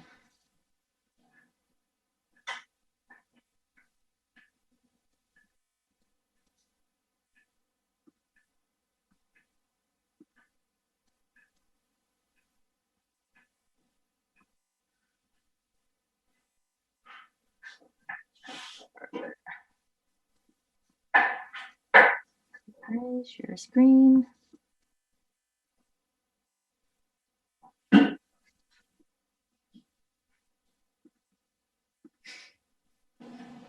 Okay, sorry about that.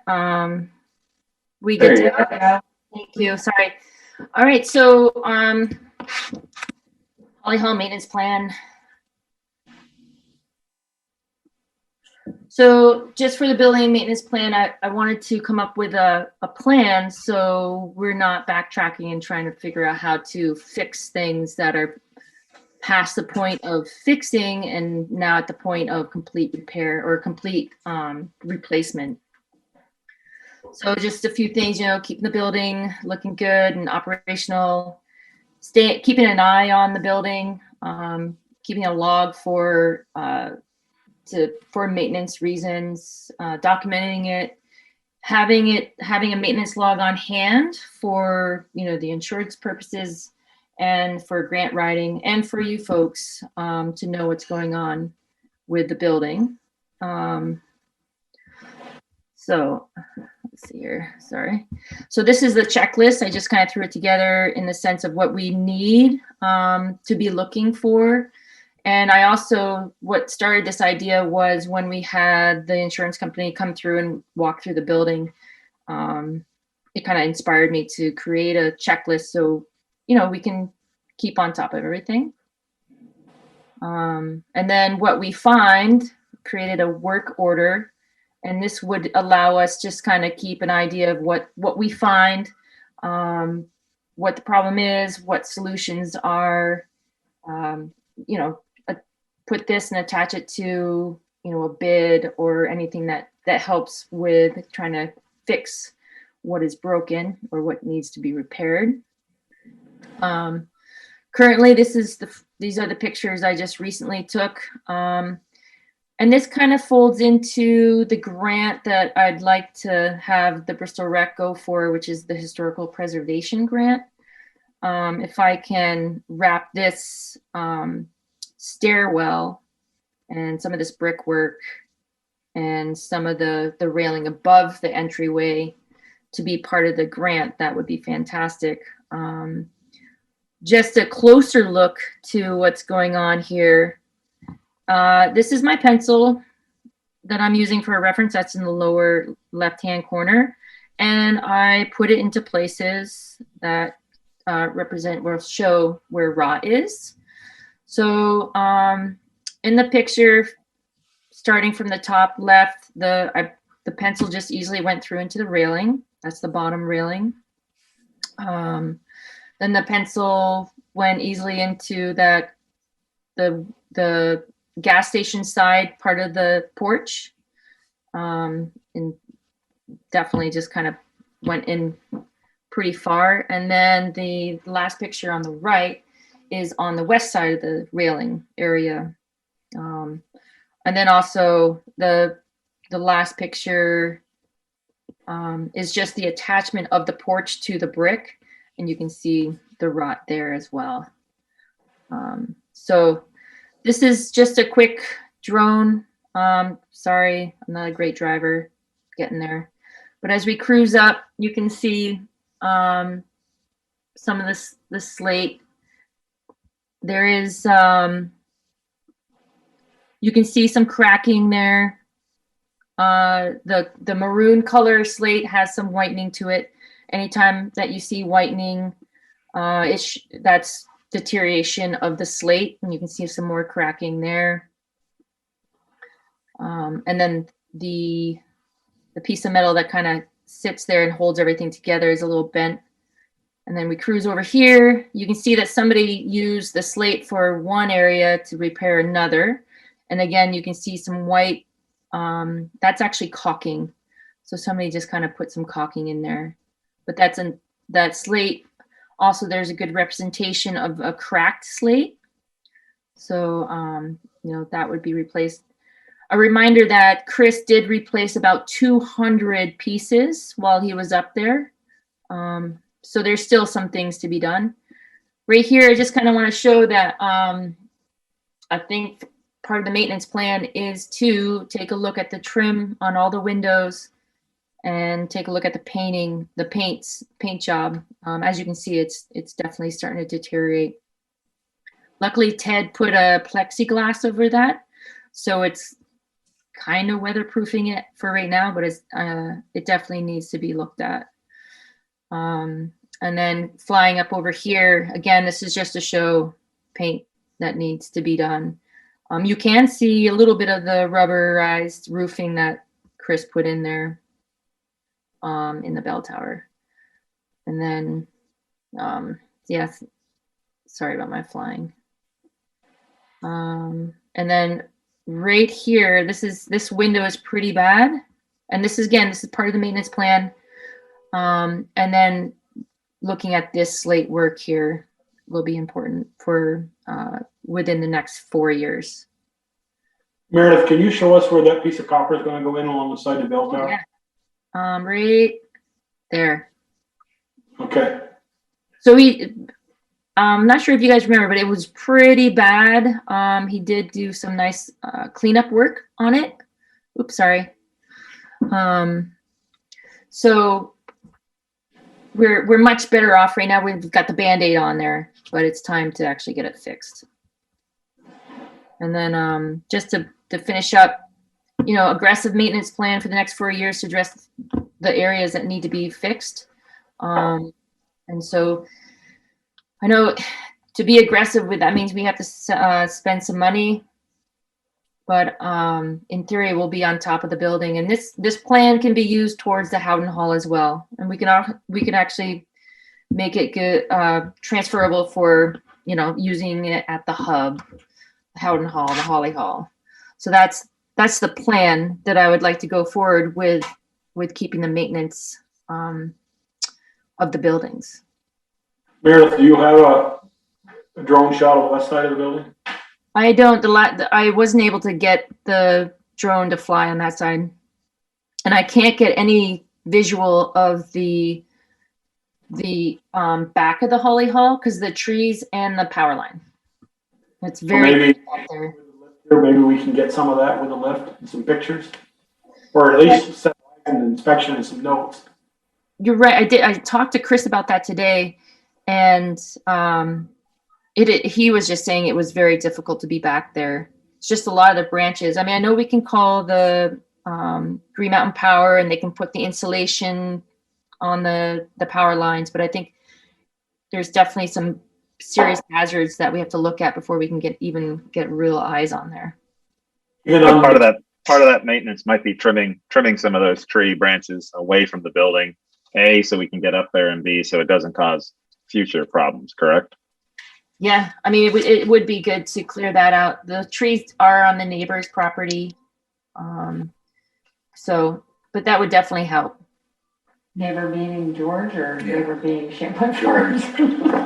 Would it be difficult to get the thing down the alley of the Champlain, between Champlain Farms and the Holly? Yeah, so it was difficult to get the lift in there. There's the propane tanks, and then there's this big giant cement block back there that says Bristol on it. It has the generator back there too. Yeah.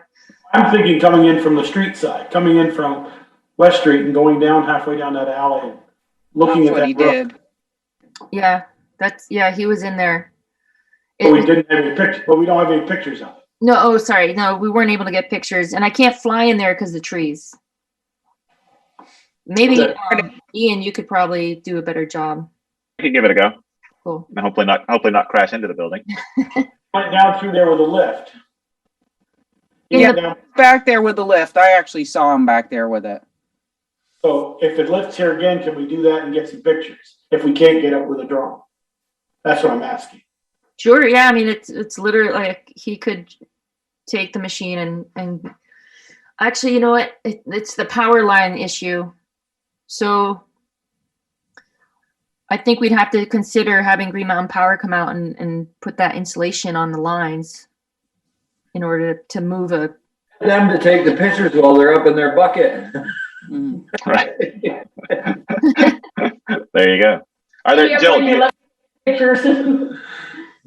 Joel, do you have specific concerns? Are there areas that you know about, or is it just a general thing just so we have documentation? Yes, general, for we have document. We're going to have all great pictures on the front and on the east side of the building. Yeah. But we still have the other half of the building we don't know how bad that is. Yeah, it's true. If Sharon says he got down through, partway down the alley with the. Yeah, because he was working on the roof when he was down on that side between Champlain Farms and our building. He's working on the roof in a bucket. He can have a camera instead of his hammer and take some pictures of what's damaged over there, if there's any damage. Just like it documented, so we can have a budget number for later. And Meredith, just so you know, and I don't know if I've told you this before, I have a spreadsheet already for all our buildings, especially for internal work and any inspections we have to have done, the fire extinguishers, the elevators, the furnace systems, who delivers our fuel. And so that would be a good list for you to have as well, because there's a lot of them for the different buildings. Appreciated. That'd be great. If you did mention also a spreadsheet for the hub, that was for documentation only, correct? Because we don't own the hub. No, I think it's just for documentation. Okay. I think this is excellent. I think it's long overdue to actually have a system that we can, chip away out each year and make repairs. And so the buildings don't fall into more disrepair.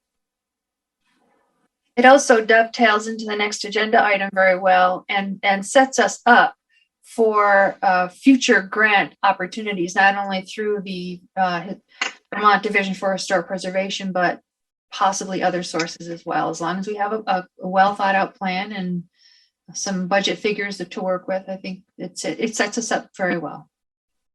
And that's another motivator for doing this was doing the application for the grant. It's, they want documentation for the past 5-8 years of building maintenance. And I can show them, what we've done. I think it was 2016, and Darla can definitely do the exact dates, but the inside of the Holly Hall was done for the sound. But I was talking to Ted today and it sounds like the front porch it was done in the late 1990s. So it's definitely, I don't think it was that long ago, because Doug Corkins did a bunch of work out there for us and painted it. And that's since I've been on the board, and that wasn't the 90s. Okay. Right. So is it maybe late 90s. 2000s? So maybe it's the late 2000s. Yeah. And Teresa's son also did some painting and some other work too at one point. So it's been since then. Up on the bell tower? No, on the front porch. Oh yeah, the front porch. That's what's holding it together is the paint. If you poke around in the conference room in the town offices, you'll find some folders, and in those folders is photos of when the last work was done for the porch. Okay. And I think that's when Ted did the work on it, which could have been when he said in the 1995 or whatever it was. It was quite a while ago, but there's been little updates since then. But I did see a folder of photos of that. Yeah, I think That's major renovations. Was it was then. completely cement, and so we had to take the cement, whatever it is, and pound all the concrete out. So cool. Yeah, I'll take a look in there. I know that Doug Corkins did some work He did. after that. Is he the brick? Does he do the brick work? Oh, okay. He's the painter. Mike Ledoux. Okay. See, if we had your forms all set up, Meredith, we wouldn't be asking these questions. No, and I'd know all the answers. So can I ask for, in terms of Roosters, do you have the other two invoices, just those numbers? I mean, we'll see them in 2 weeks, but I was just curious. So as of 9/24, the invoice with the $10,000 credit, it's $2,525, and then Which is in tonight's Right. Yep. And then a note, material prices, anything above and beyond the contract will be billed as time and material. And so the time and material came in on 9/26, and that has the Holly Hall roof extras, the slate repair, and the extra work to move the doorway to the bell tower over, because there was it was all rotten in that corner and needed to be done. So that the time and materials is $7,980,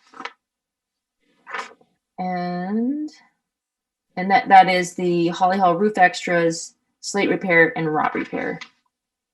And that rot repair was a definite need to be done. So. About 20,000 total. Yeah, Roosters' original bid was 14. I was just looking at it because I was curious what it was. It was 14,677.42, but I knew that there was going to be addition to that, so I was just curious how much over it went. With the copper diverter installed, we're looking somewhere in the neighborhood of $25,000. Yeah. We put into the building this year. Yeah, How so does it's that an extra 10. How's that reflect salary to what we have in the building, in the Capitol building? Well, for the Capitol building, I'm not sure, but just for the Holly Hall building maintenance, just the building maintenance is 15,000. But I don't know what that line item covers a lot of the things that Sharon mentioned, the inspections and some of those other operating kind of costs, annual expenses. The Capitol Buildings Fund, the last time I checked in with Jen about it, I think it's still pretty healthy. It's pretty healthy right now. Okay. I know the number off the top of my head, but I don't want to put the wrong number out there and be wrong. Sorry, I'm just, to your credit, Meredith, in doing this maintenance list at budget season, it may help us all saying, we always throw 60, 70, maybe 80,000, 20,000 into that Capitol building. We may say, we're never going to get caught up or even stay even if we don't throw, I hate to say the word throw more money at it, but build a budget that reflects the maintenance. Yeah, and I think if we're just aggressive with it for the next 4 years, we will be on top of a lot of the repairs that need to be done, and then we can reassess the budget line and possibly decrease it by a little bit because we are on target, or just add more. Yeah, and even though it's 10 more than we thought, or at least Rooster's original quote, we expected it to be more, and also it's work that needs to be done. It's not something that we can't do because it's only going to cost more if we don't do it. So yeah, and this is the Holly Hall. This is right. This is Bristol. This is the bell tower. It's the center of town. Major investment. Yeah. Any other questions? So we need a motion to approve the work for the standing seam, correct? That additional copper. Right. Yeah. Right.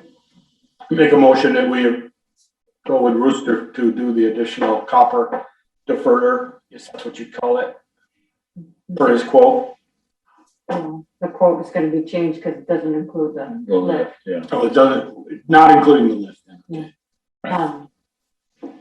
Do we want to try and have, coordinate that with the library work? Or are I think we need numbers on the library. library, but I'd like to see it coordinated if we're gonna do that work this year. Well, that's why I asked Meredith, if the library doesn't come in before bad weather, let's say, winter, and we can't get up there, could this diverter wait till spring?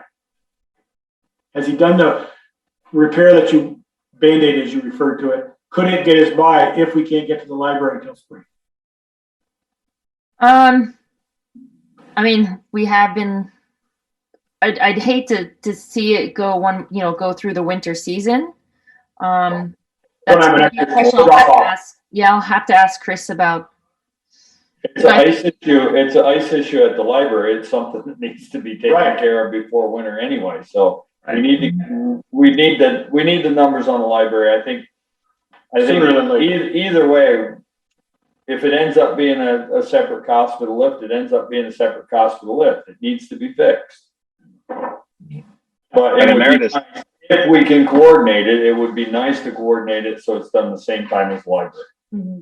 Yep. Right, and the issue that Meredith's talking about led to leaking inside and the repair of the roof inside, which was very costly, right, Meredith? That's the same area that leaked through, then had to be torn out and remade. Yeah, so I mean, there is it's not going to leak right now, but it's just it'd just be nice to be able to It's just a temporary thing. Yeah. I got an extra 5-gallon bucket if it starts leaking. I'll do it. So Val, do you need, Joel's motion I've seconded, is that okay, or do we need to change that? I think that should be fine. Okay. Did you get that, Tasha? Okay. Further discussion? I'd just like to thank Meredith for taking the initiative and getting this going and rolling.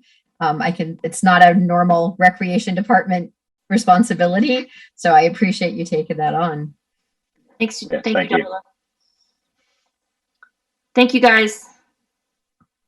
Hearing none, seeing none. All those in favor signify by saying aye. Raise your hand. Aye. Aye. Opposed, nay. Motion carried. 1996. That's when the concrete was taken. That's when Ted did the big reservation. May 27, 1996. Did you get that, Meredith? Thank you. Grant authorization request for Rec Department Vermont Historic Preservation Grant for Holly Hall. So moved. Second. You missed it, Ian. Joel got it. Sorry, that was way too fast for me. So who moved that and who's like that? Michelle and I second. Sorry, say it again. We're far away. Michelle made the motion, I seconded it. Okay, thank you. Okay. Further discussion. I think we've beat it up. Mm-hmm. Hearing none, seeing none. All those in favor signify by saying aye. Raise your hand. Aye. Opposed, nay. Motion carried. Thank you, Meredith. Thank you.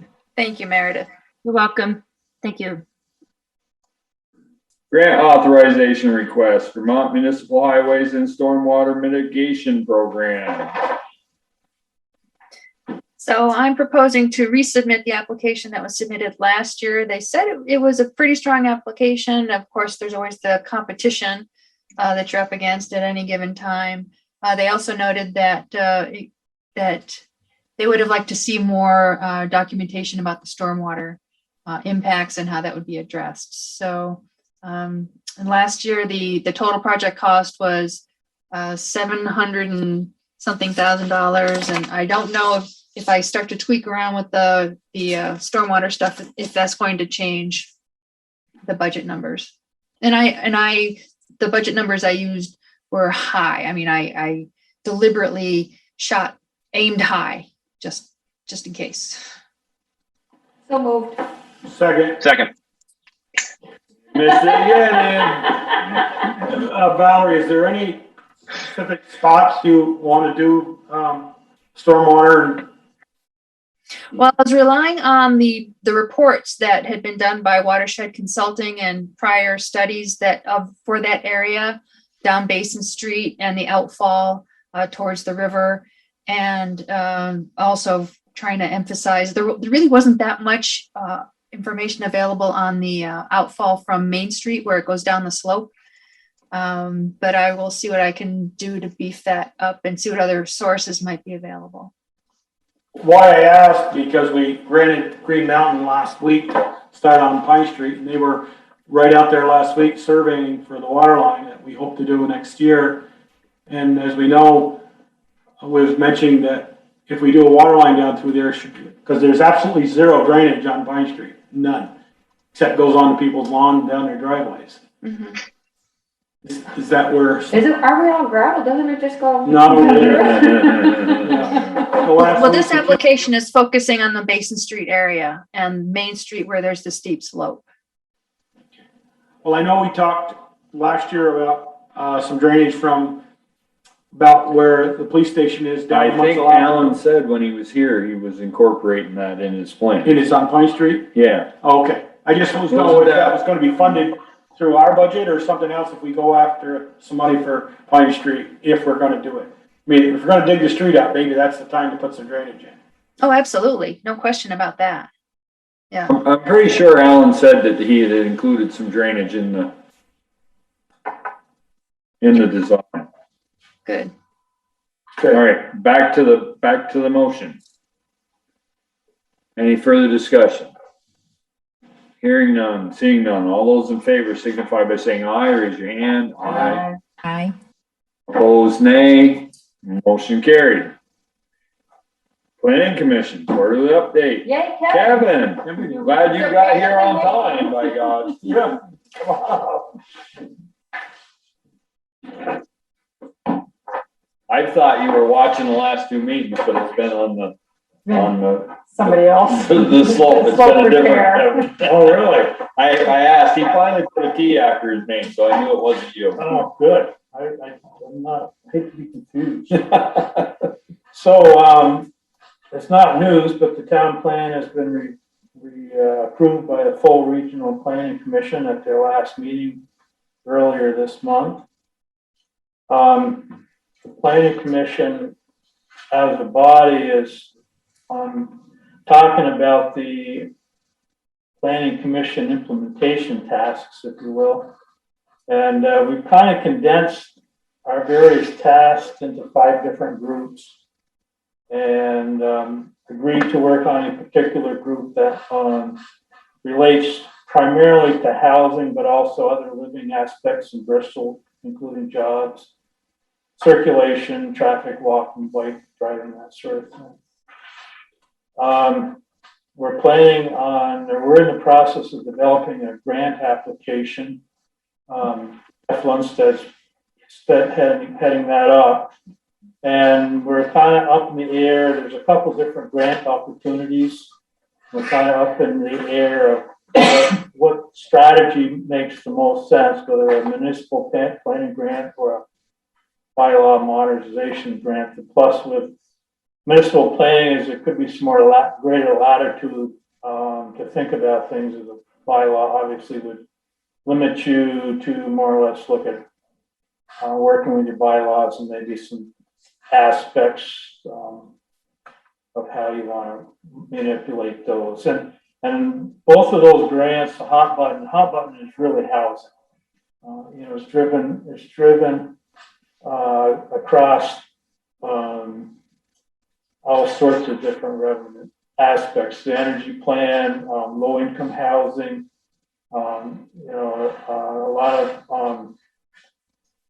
of efforts by economic development agencies and that sort of thing. So it really is a good time to be looking at these 2 grant perspectives from the point of view that that's our chosen topic.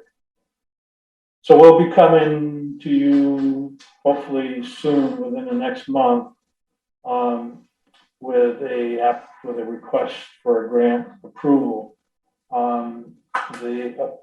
Both both grants are due in November. One's due mid-month and the other's due 1st of November. So we will be looking to really gel it up at our next meeting. And if we need to have a second meeting in October to put that all together. We've been pulsing other groups with their respective plan tasks on the master plan. Conservation Commission, this is no means to limit what they're doing and what they're communicating to you, but as far as their work meshing in with the town plan implementation plan, they're doing work on the management plan for parks and that sort of thing. And you've obviously heard some of that tonight with the legal park activity. And then the rec part, we're starting to think about renovation plans for the hub, which is implementation plan that's within their assignments. Renovating the hub or replacing the hub? I think it's pretty wide open right now, and I think that, as I understand it, from Meredith, it was kind of set aside with all the COVID stuff going on, and now she's starting to think about it again. So, and I'm sure that's not any news to you, anybody here. So that's kind of where the Planning Commission is working right now. We are in a unique position where, with the Unified Development Regulations in effect, the Planning Commission is no longer doing plan review and that sort of thing, which took up a lot of administrative time, if you will. And we will start working and develop ourselves a little bit along the lines of prepping or laying the groundwork for review of zoning as it fits into the town plan just approved, as well as start thinking about, even though it's 8 years out, start thinking about the next revision and start lining things up for that. Any questions for Kevin? Yeah, I had one, but which Kevin sort of answered just there at the end.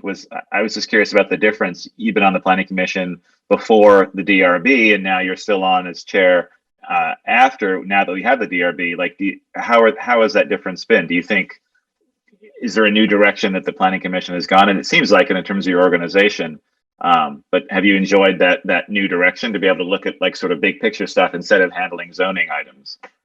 I came on.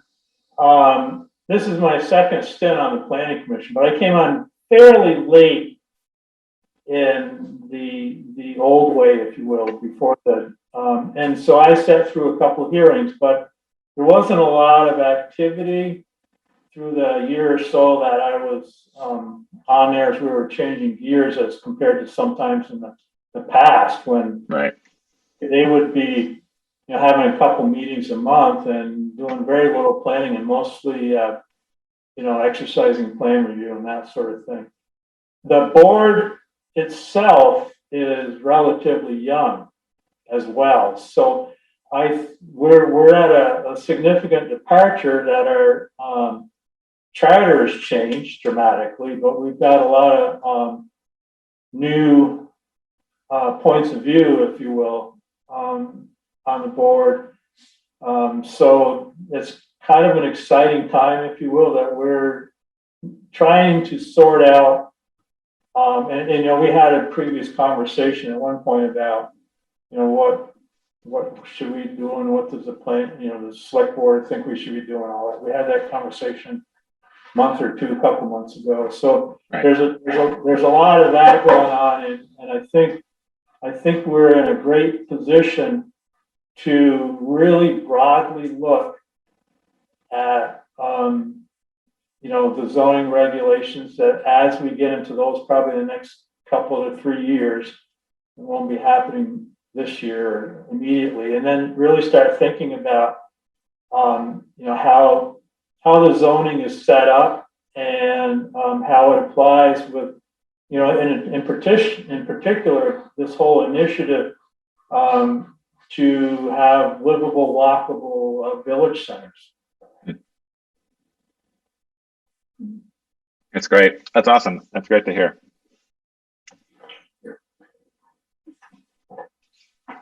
Any other questions for Kevin? No. Thank you. Nice job. Yep. Thanks, Kevin. Thank you. Thanks for waiting. I didn't have anything to do tonight. Oh, School board tomorrow night. Speaking of waiting, if I might suggest jumping to item 10 while Sharon is still zoomed in regarding the copier recommendation. I emailed or forwarded Sharon's memo late this afternoon. She's on the call right now, and perhaps we could jump to that while she's here. suppose we can do that. What, are you ready to go to bed, Sharon? Maybe. At least you'd have the choice. This is so riveting. I can't believe you don't want to stay here, Phil. Hey, I'm listening. I'm just gonna wait my turn. All right, well, we will. You still can. Consider quotes for town office copier replacement. Go ahead, Sharon. Well, like I said in my memo, I think we should continue to go with SimQuest. That's who we have now. Their monthly fee is actually dropped from the last 5 years. We could get a color copier, so it's black and white or color. They have different counters. All the bids were based on, 2 of them were based on the amount of copies that we've made in the last 5 years. So one of them only gave us 3,000 for an allotment per month. And one of them did our 5-year average, which is about 5,700 copies a month. And then with SimQuest, we get to agree on what we want our allotment to be. And because we haven't had color before, he said we could, down the road, if we need to, we could adjust the allotment for the color. So, and the price per page does not change if we go over our allotment. They just do a true up and every month or quarter or however we want to for when we go over. Typically, there's only a couple times that we go over. It's when we do tax bills, like our bill for the next bill we get will probably be higher than normal because we did tax bills. And when we do water bills in the same cycle, once in a while it pushes us over. But for the most part, when I looked at the last 5 years, we're pretty steady around $199. So this one will be a little less depending on how many color copies we do, but I don't think it's going to be a huge increase using the color, but it would be nice to have. And toner, color toner and black and white toner are included in our maintenance agreement. And so we just have to call them up and tell them when we need it, which would be nice because we have our small copiers. We can only do 8.5 by 14 on the small ones in color, but the toner is a lot more expensive. So overall, there was 2 that were pretty close, but and one, because of what they were going to give us, it was going to make it too high if we had them push it up to a higher allotment per month. So it was either SimQuest or I think the other one is, the other one was Office Systems of Vermont, which they're Toshiba.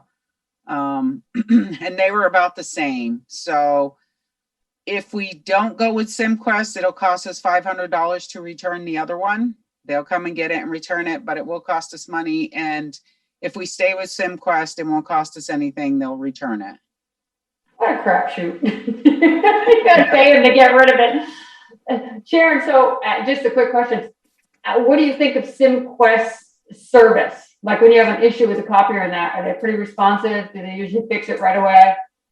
Yeah, we only had one frustrating time is once we figured out what was going on, the problem is we have scanning capability. So I can make changes, add people, take people away to scan to.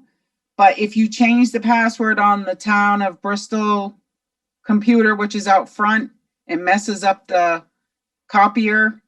And the first couple times it happened, it was fairly quick. The last time, it took me a couple days to get a person who we finally figured out where we were going wrong. And now that I know what the issue is, if we change that password, I have to call them and tell them to change the password at SimQuest because they won't give us admin privileges to do that. And I can't imagine the other ones would either. Why can't they give you admin privileges to change a password on your own account? They won't let you. You have to call them and they go in and change it to whatever you change it on the computer that it's attached to. And Then they can have access to that computer. they tell me what to do and what password at the time is, so I can go in and fix it. But they won't give the client the password to go in further than we already do with admin privileges.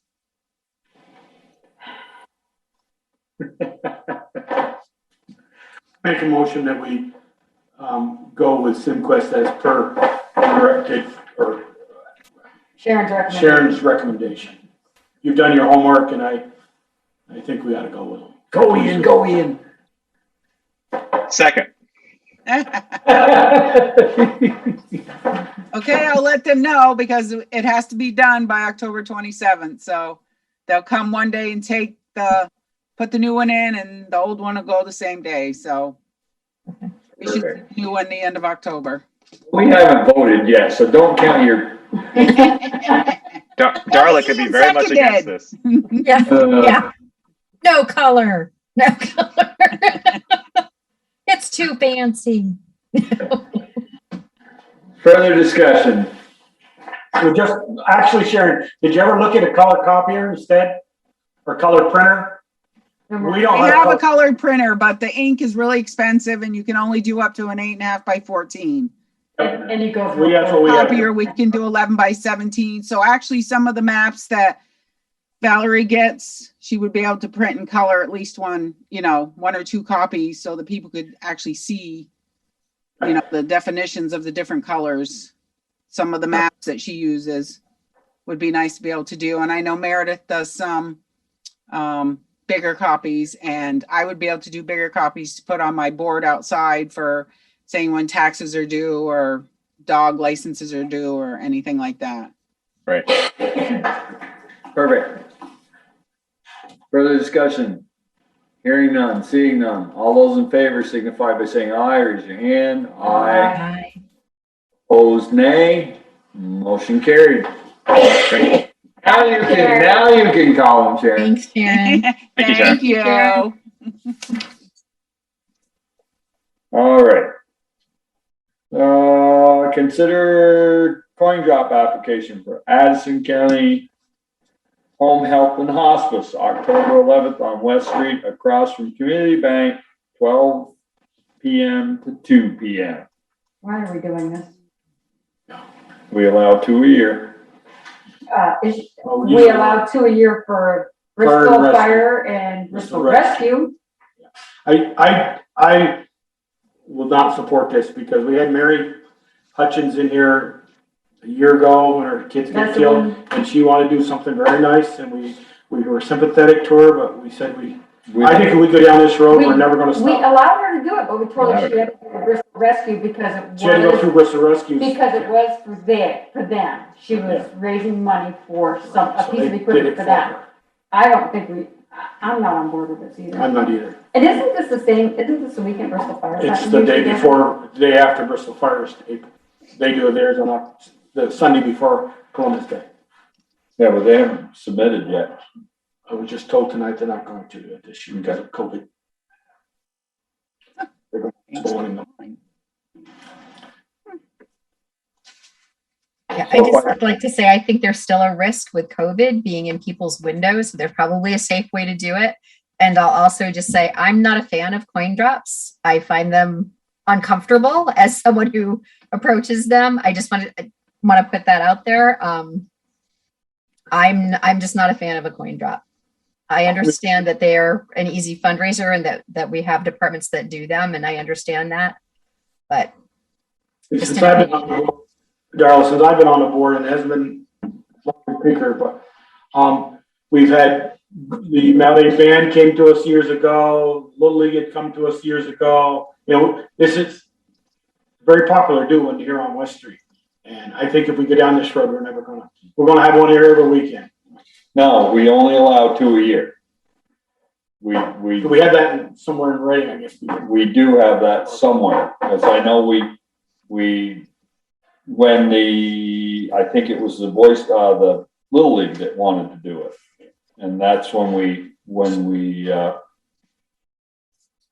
made it so there was only 2 a year, figuring that it was the fire and rescue. So that's 2 total, no matter who, not 2 per fire and 2 per fire department or. Correct. And I can't tell you when we did it or where it is, but I know we did it. Because I asked former Chief Bouvier today how many years they've been doing the coin jar at Bristol Fire, and he said, well, I've been in almost 50 years, and they were doing it before I got in. So it's been over 50 years Bristol Fire's been doing it. Brett has a question. Of course, Go ahead, Brett. Thank you. Just regarding the coin drop, I just think it is important to note that the Bristol Fire Department has depended on this annual fundraising event, as somebody just stated, long before I came along. I certainly acknowledge Daryl's concerns regarding coin drops.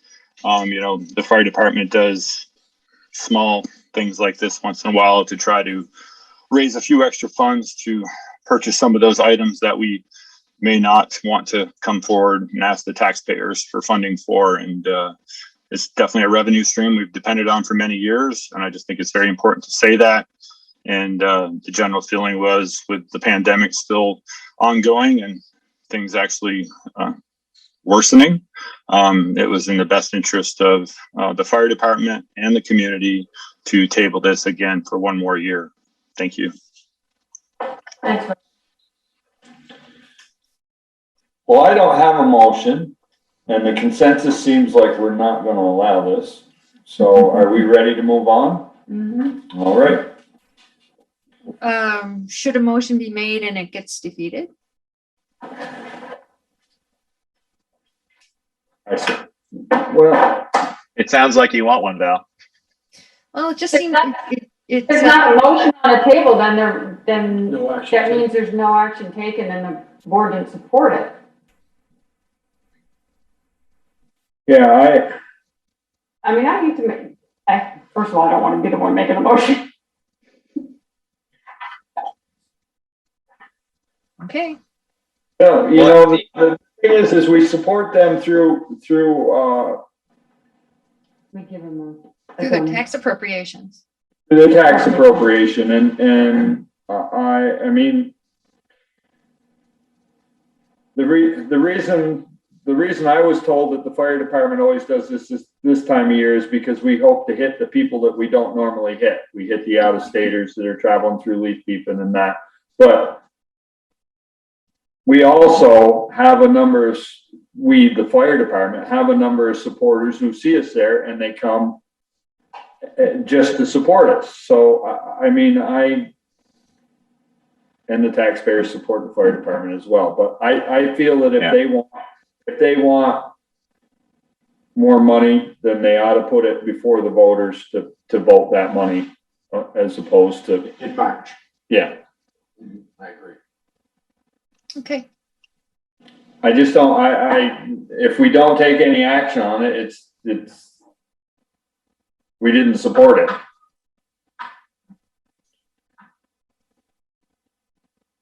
Okay. I don't, yeah.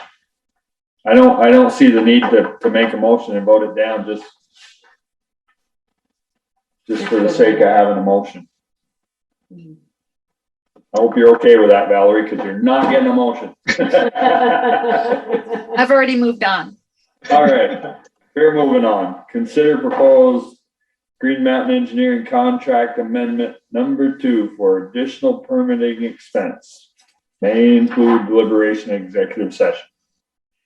I only threw that in because we try to just be consistent with contract negotiations. If there's something the select board feels that warrants some discussion confidentially, then there's that option. But this is related to the Stony Hill business park development, and through the Act 250 process, which Green Mountain Engineering is the lead group doing that. A BAT study needed to be done. And for whatever reasons, the communications began through Kevin Harper directly with Arrowwood. And so the arrangements for the study were done through Stony Hill and paid for, at least the invoice was submitted to Stony Hill, when in fact, Green Mountain Engineering could have and probably should have been taking the lead on that first. So this is kind of retroactive to put it back under in their camp, because they did do a lot of that coordination anyway, just as being part of the process. And this way too, to be honest, this way there's the possibility of including this in the expenses through the Northern Border Regional Commission grant. That was my question. Is this part of the grant? If not, where does this money come from?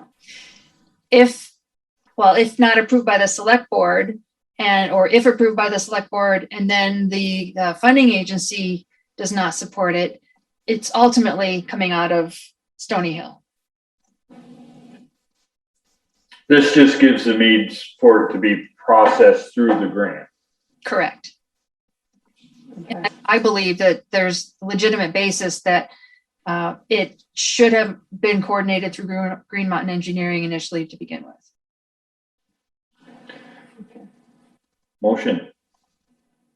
I'll make a motion to approve Green Mountain Engineering's amendment number 2 to include the whatever the hell was. Bat survey. I was going to say bat survey, but it's the Arrowwood environmental invoice.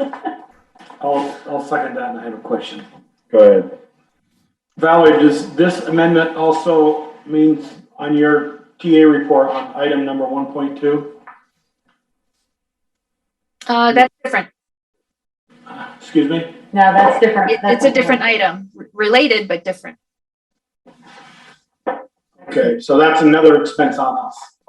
The Correct. 34. And so if it's a wash there, really, or not a wash, but the 34,000 for a power pole, it's the whole. Let's wait until we get to that minute. Okay, yeah. Okay. Yeah, I don't want to get, No, we don't want to get mixed up. Yeah. Okay. All right. All those in favor of the motion signify by saying aye. Raise your hand. Aye. Opposed, nay. Motion carried. Thank you. There's no other place to ask that question on this agenda. Yeah, you will, because it's under. Yeah, we have it. You weren't here. It's under other business. Oh, I'm sorry. Yeah. Got 2 things under other Yeah. business, that and the water ordinance. Okay. West Street Slope Repair Project status update. I'll be brief because I think I covered a lot of it in the TA report anyway. Quick update, the finance agreements and access agreements are slowly coming in. I have now been in contact with all of the affected property owners. I'm going to try to give it another day or 2 to collect all the agreements.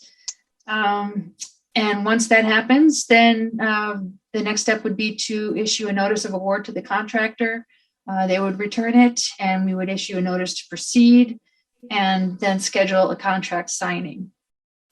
And because I'm probably not going to be able to be present for a contract signing, I recommend that the select board kind of reiterate its authorization for either the chair or the vice chair to sign the contract. I think it would be appropriate to make it just the vice chair, as I am doing business with the contractor.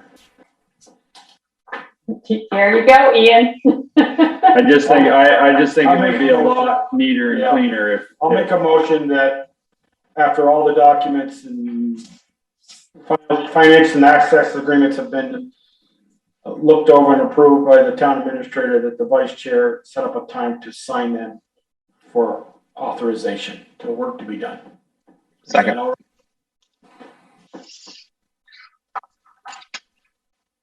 You get that, Dodger? Okay. Further discussion? Hearing none, seeing none, all those in favor signify by saying aye, raise your hand. Aye. Thank you. Opposed, nay, motion carried. Number 10 has already been dealt with. Consider vacancy, add, and job description for Bristol Town Treasurer and Delinquent Tax Collector's position. So this afternoon, I emailed to the select board and posted to the website a draft, well, not, I guess it's a draft ad, definitely a draft job description for the treasurer position. As we learned on Friday, Treasurer Jen Myers has submitted her resignation with a 2 weeks notice. I already sent the ad off to 7 days and Addison Independent, but knowing, because today would be the deadline for this week's issues, but knowing that if there are any adjustments, we can make them tomorrow morning. My only thing in this here, don't you have to put in here also delinquent tax collector? Well, that was a question I wanted to, that's something we need to talk about. Right now, they're currently structured as separate positions. One is a stipend position that's added to the treasurer's scope. There had been conversation about just incorporating it into the job description and ordinary duties of the treasurer, and that is certainly an option. But I thought we should have a conversation first. I think that's the way we want it, and if we make it part of the position, then it's always part of the position, as opposed to having to go through and, because every time we do raises and that, it creates a problem.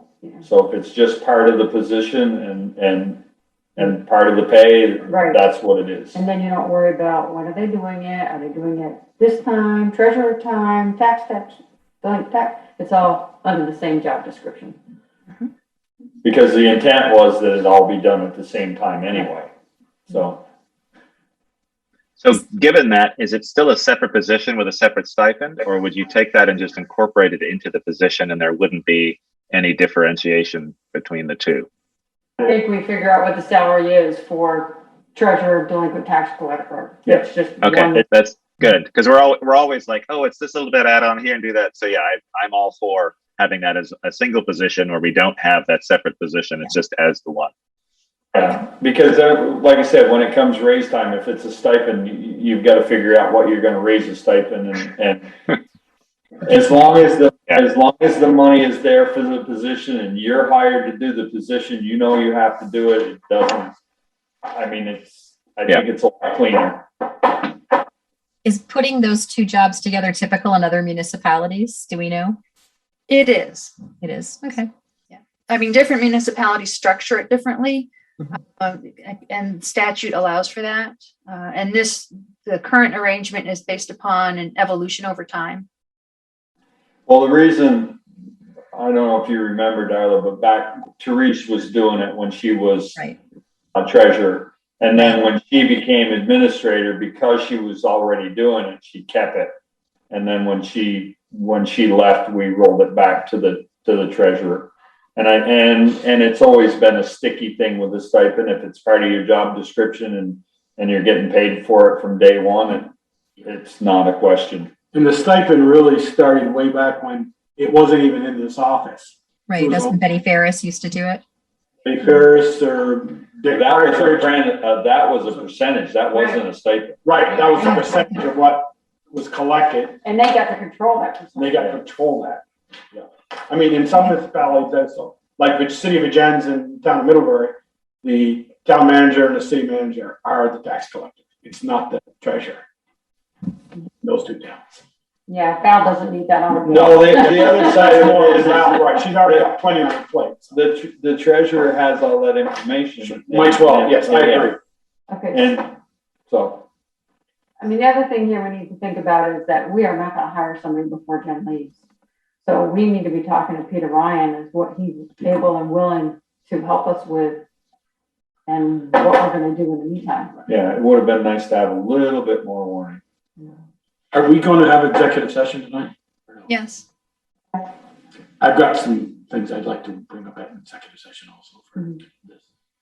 So that said, that I didn't get a chance to really look through this job description today, which I'd like to do, but I also think that we need to add to it the delinquent tax collector piece on it. Right. Yeah, that's easy enough to do in the job description and in the ad. Okay. The job description, since the ad is going to be published this week, I'll need to have some form of a job description to post for folks to go to. How would you like to proceed? We can Can do you give us all till noon tomorrow to read it? If we have any comments, send them in. Would that work? it. Works Yeah, because this isn't going on this is only going on the website. This is not going with the ad, but they need to be able to click on it to look at it. Exactly. And I'm going to, once it's published, I'm going to be distributing it broadly on other platforms as well. So we would want to have the job description available for folks.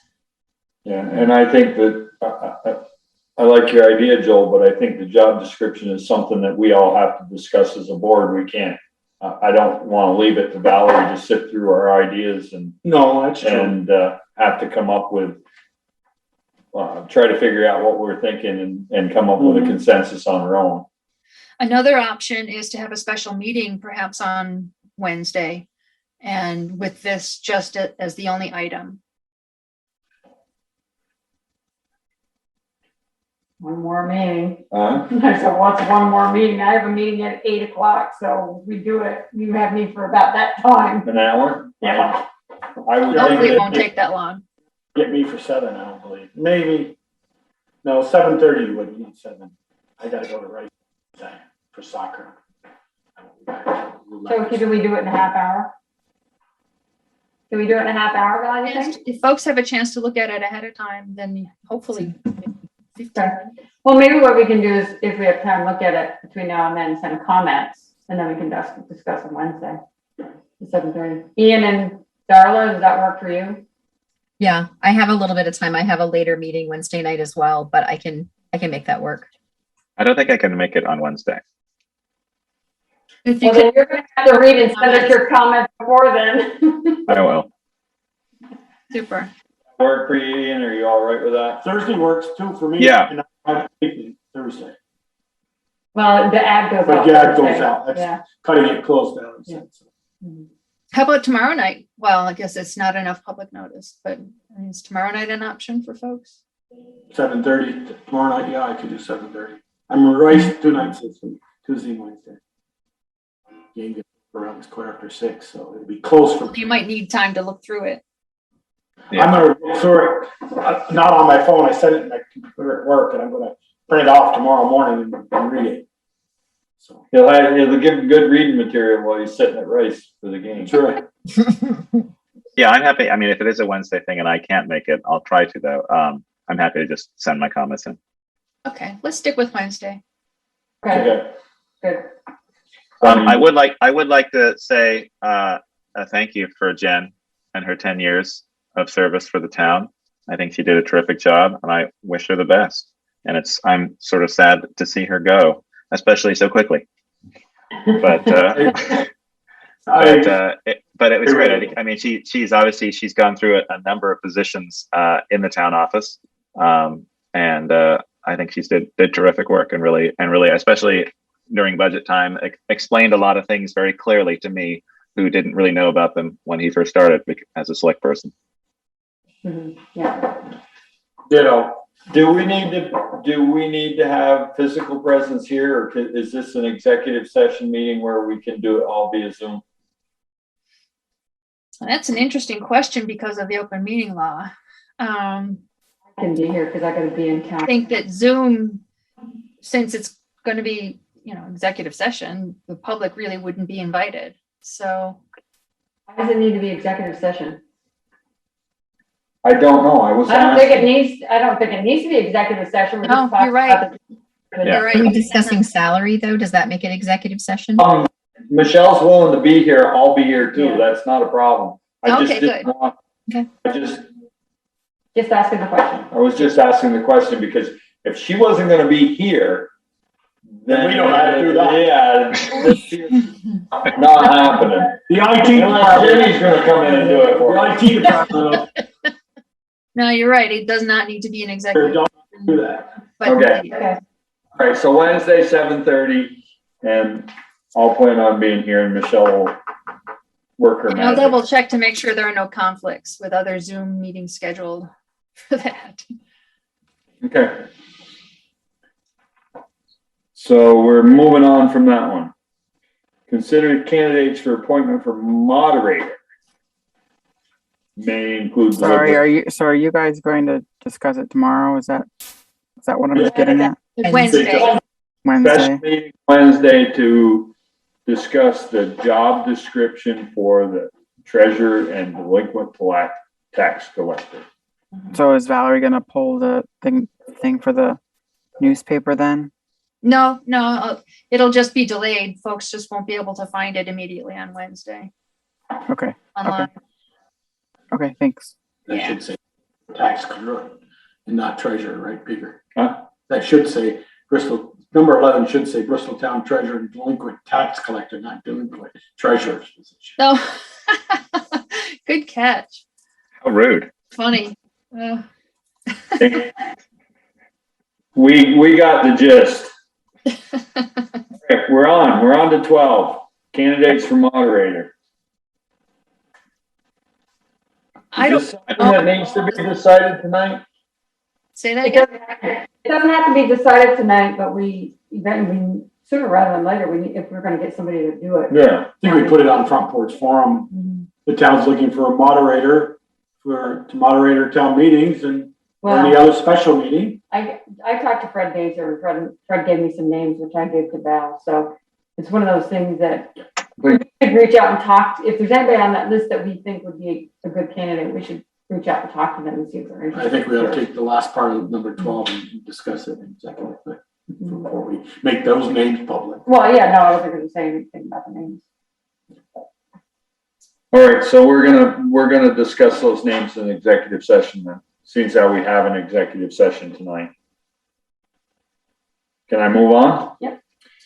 Review and approval of which minutes, Valerie? I'm not gonna read them all. No, we'll have to continue this to the next meeting.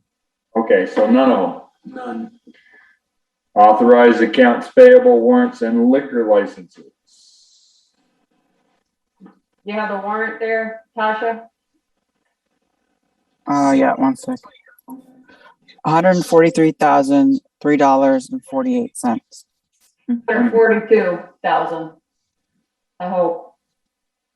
Cause that's what I got here. Did it get updated again?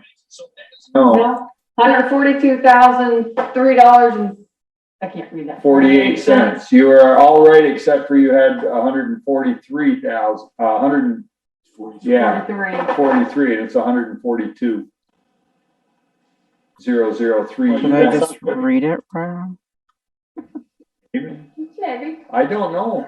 Oh, then that's weird, because I just used the number in her email. So she must, okay, it was off by 1,000, that's why. Because her physical email says 143, but if you look in the document, it says 142. Okay. Yeah, so my finger slipped on the wrong number. I thought my eyes were screwed up, so. Sharon's still here with us. Oh, gosh. All right.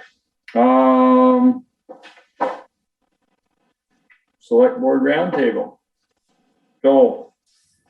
The boys picked up the 300 plus feet of fence from the bank and it's all bundled up and on pallets and I don't know what they did with it. Put it over out behind the barn somewhere. So it's the town property now, the fence, it's in good shape. So We can put it at the cemetery. we can put it up somewhere. That it? That's all I have. Oh, brush at the intersections. I'm getting people who are walking and stuff and pulling up on, especially in the village here in places, walking on sidewalks and they're gonna take the sidewalk tractor and go and mow and some, but cut out. So I just thought he ought You mean to people brush at people's houses that are. got in, it's leaning in on the sidewalks. They're walking on sidewalks and stuff. And Eric said he was gonna go around, but I said you ought to get with Sharon to make sure she puts that out a couple of days on Front Porch Forum that we're gonna be going out with a sidewalk plow and cutting some brush. So I think I saw it once before you put on, did you, Sharon? She's not on it. Yes, that's what we typically do. And we Okay. have the same offenders, so sometimes we also send letters. Okay. All right, thanks. That's all I got. Michelle? The only thing I got is, I don't know if Eric or the guys can stop next time they're down by Lord's Fair Rock. Somebody put a garbage bag in the fire pit, if they could pick that up. And do we have any pack in, pack out signs left that we can put down there? I mean, normally most people are pretty good, but every once in a while they throw their garbage in the stupid I fire saw that pit. couple there today. Well, it wasn't from them. It's been there a while. No, Sunday I went there by somebody that eat. Glad they were using it. Val, do you know if we have any pack in, pack out? I don't know, but we'll find out. If they could, yeah, if they can stop and pick that up, that'd be good. That's it. Darla? I don't have anything this evening. Already? Ian? Does anyone know what the schedule is for the flags on Main Street? I know they get put up on Labor Day or Memorial Day. Which one comes first? Before Memorial Weekend. And I thought they get taken down on Labor Day, but they're still up. I was just curious about that. If Gonna keep Veterans Day, Ian. Yeah, I was gonna Usually say. they'll take them down the weekend after Veterans Day. oh, maybe that's what. Okay, I was just curious about that. Find And then I was out. going to give you an update on the trash receptacles on the park. I put them on. I've received the final recycling bin, so I'll put those two together. So there'll be two sets on there. They filled up pretty quickly that first week, and they missed being emptied on Friday. I called Richard about that, and he apologized. But they'll definitely do it next Friday. So I emptied them on Friday evening, ready for the Harvest Festival. So that was okay because I had trash cans there. Talking to Richard, we've already had sort of positive feedback from him in terms of the new recycling blue bins. People are actually putting their recycling in and not trash. So he said, looking at those when he picked them up last Wednesday, that there was recycling in them as opposed to usually it's been contaminated. So that's positive. And then I'm going to keep looking out in terms of the buildup of trash through the week on the park. I will say that the ones by covers weren't very full at all, and it all had transferred to the park. So I think if you take them off the park, it just goes back to where they are at covers. So I do think having both locations is going to be positive. And I think obviously with the weather changing, you're going to see less trash out there as fewer people are on the park. But I think so far it's been fairly positive. And hopefully they'll be picked up on schedule. And then we'll have to figure out if we need to continue to keep going on Monday. Richard seemed a little bit concerned about that. He didn't want to leave us, I think, with overflowing trash cans, but I think we'll just keep monitoring that and probably just take that pickup off at some point. And so it'll just be the Wednesday for recycling and then Friday for trash. Anything else? Nope, that's it. Be great. Just one. I wanted to thank Meredith, and I think Ian, you have something to do with it a lot. The Harvest Festival looked like a lot of people in town, and I just thank everybody who had something to do with that. That was really nice. Yeah, that's not me. That's Meredith and the Chamber of Commerce. That was Rob's final hurrah. He moves on and leaves the state to go be with family. They have a new person who's the head of the chamber now. But yeah, I think Rob did a great job. I think it was great that he was able to bring that back. I was there at the Bristol core booth for a little bit as I'm still a board member. And it was hopping down there, but people seemed to be good distancing, that, a half and half with masks, even though we were outside. But yeah, it seemed like everyone was very excited. And Rob was telling me that it had amazing advertising. So I think that was part of like the fantastic turnout that we had. I saw it on the Channel 5 News. I did too. I was like, wow. Yeah. Awesome. And I am good. Town Administrator's report. Thank you. Following up on Ian's report about the trash receptacles, I received a comment or multiple comments from a citizen of Bristol, village resident, who is less than happy with the placement in the park. Partly the location by the playground, but also just felt that when she saw them, they were overflowing and felt that it was unattractive in the park and that it creates an unwelcoming feeling in the park.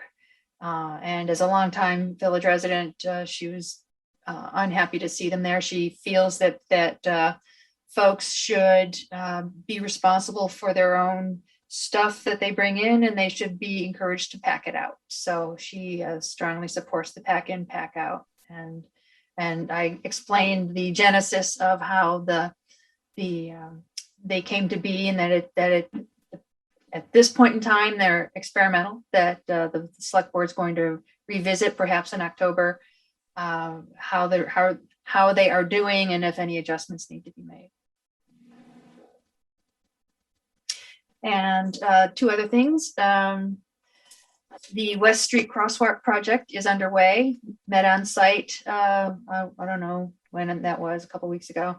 And so that's moving forward. And that should be on the next select board agenda for review. And also to let you know that the RFP for the Munsell Avenue sidewalk scoping study is going to be published this week. So I got that ad out today also. So we'll see some progress on that. Right. And hopefully the next couple of weeks, we should hear back from Vorek to see if we've been successful or if we'll be asked to apply this year. We'll see what happens. Right. Okay. Number 2, the water ordinance. Now, can you share your screen or at least share the spots that Kevin changed so we can just talk about those? Yeah, hang on. Let's my mouse just took a nap. Hang on here.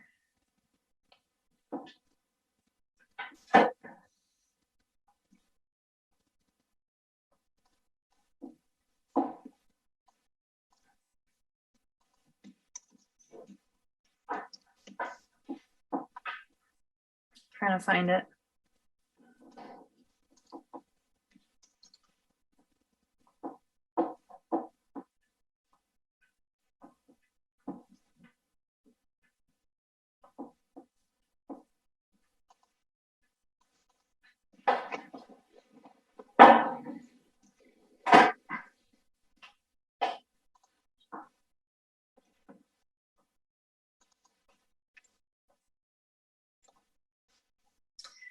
So what was emailed this afternoon and posted to the website are Kevin Brown's emails that he summarizes the changes that he made to the different sections in response to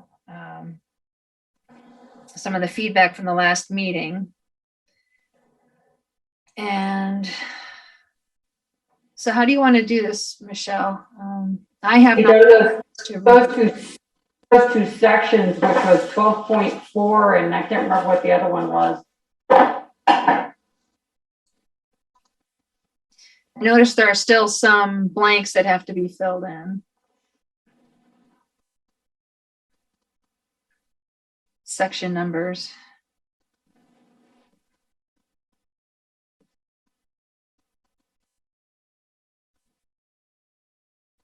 Looks like 12.02 and 12.04. Yeah, but if you go back, I think there was also the change in 11. So 12.04 was the one where we're talking about sprinkler system for fire protection and payment. And we just made this that they could be billed for it if it happened to go through the meter. Doesn't go through the meter, then of course you're not going to be billed for it. You know, because Joel and I were talking that he said most sprinkler systems are not metered; they're piped before the meter. Right.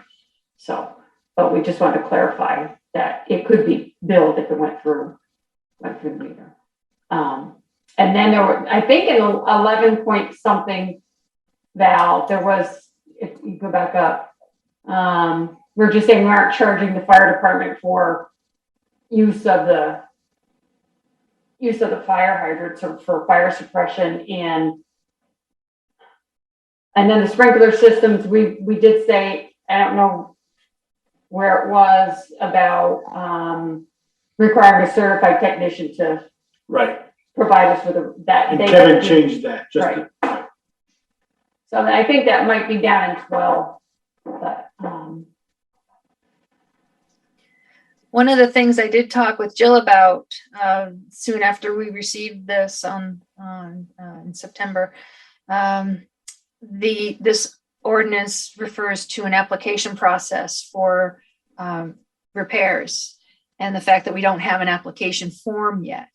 So we'll need to put something together once this is a live document. application forms for what repairs, for? For line replacements, line repair, opening the road, that kind of thing. so 12.02 is the one where it says certified by a licensed inspector. And that inspector report should be given to the town if requested.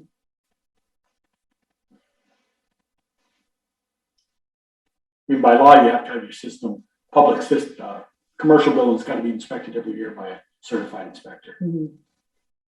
But they don't necessarily have to provide them to the town. I've never replied one for 15 years at town, Middleborough, City of the Gens. Right, But they didn't have a copy of it, they asked me for it. right.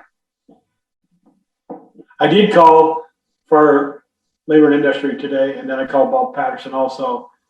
And he says they've encouraged municipalities not to charge for sprinkler systems, to charge metering, because it may be deterrent not to put them in. Right. And so, but he says you can charge for it, but they've always said you shouldn't charge. That's why my two systems are before the meter. Well, how would you not charge them? I mean, if it went through the meter, you'd have to then look back at your previous bill But and adjust them or whatever. As he said, now they're trying to, you'll see more new homes with sprinkler systems in them. And that I don't have an opinion either way really about charging.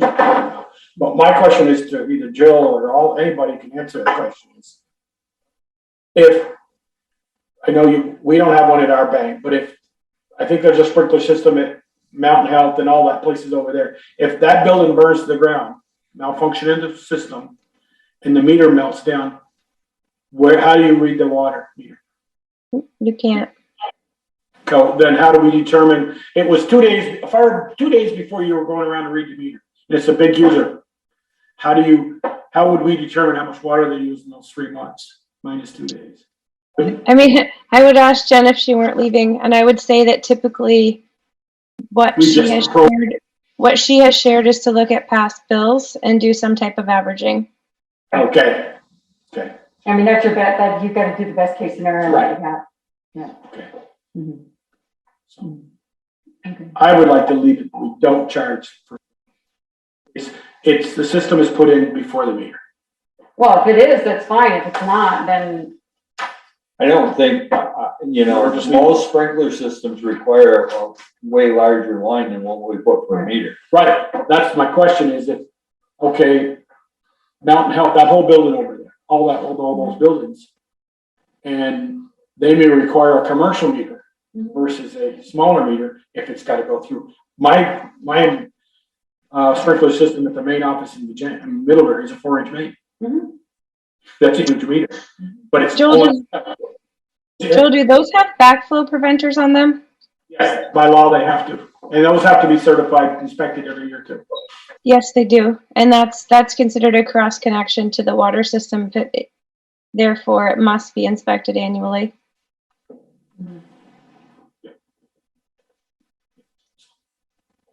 I've seen ordinances in other communities just for backflow preventers and sprinkler systems that are regulated very specifically.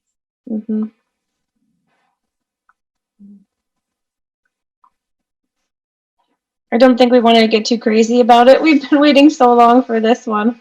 Well, the other side of it is if water goes through the meter and through the sprinkler system and it saves my house, and I don't have to build a whole new house, I don't think the cost of the water is really an issue. Yeah, and the insurance will probably pay for it. So I really don't see that. I don't see that putting that in there is really good. it is really going to deter people from putting a sprinkler system in their house.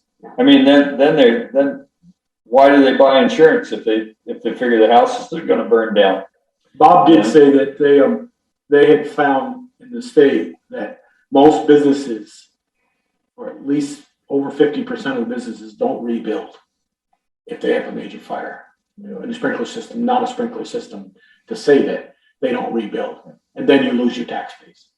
Are we gaining a little bit on water versus losing the tax base?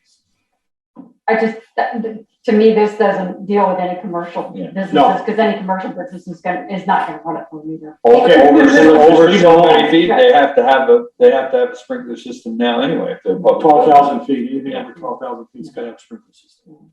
I think we're fine. Just leave it alone then. Yeah. One thing I did notice, if we're done with this section, just a quick glance through the appendix for emergency rules. I seem to recall, and I couldn't put my hands on the notes from when this was discussed, but didn't we intend to change the shall to a may in the event of a water supply emergency? Yes, I think we did. We did, yes. Okay. Because we decided we don't always have to have an Emergency meeting, right? Right. Okay. That was the only thing that leaped out at me in my quick skim.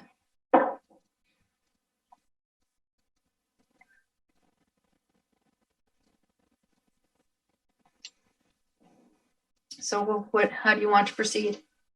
So I make a motion that we approve the updated water ordinance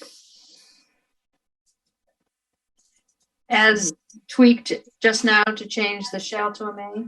Revised for our discussion. Second. Further discussion?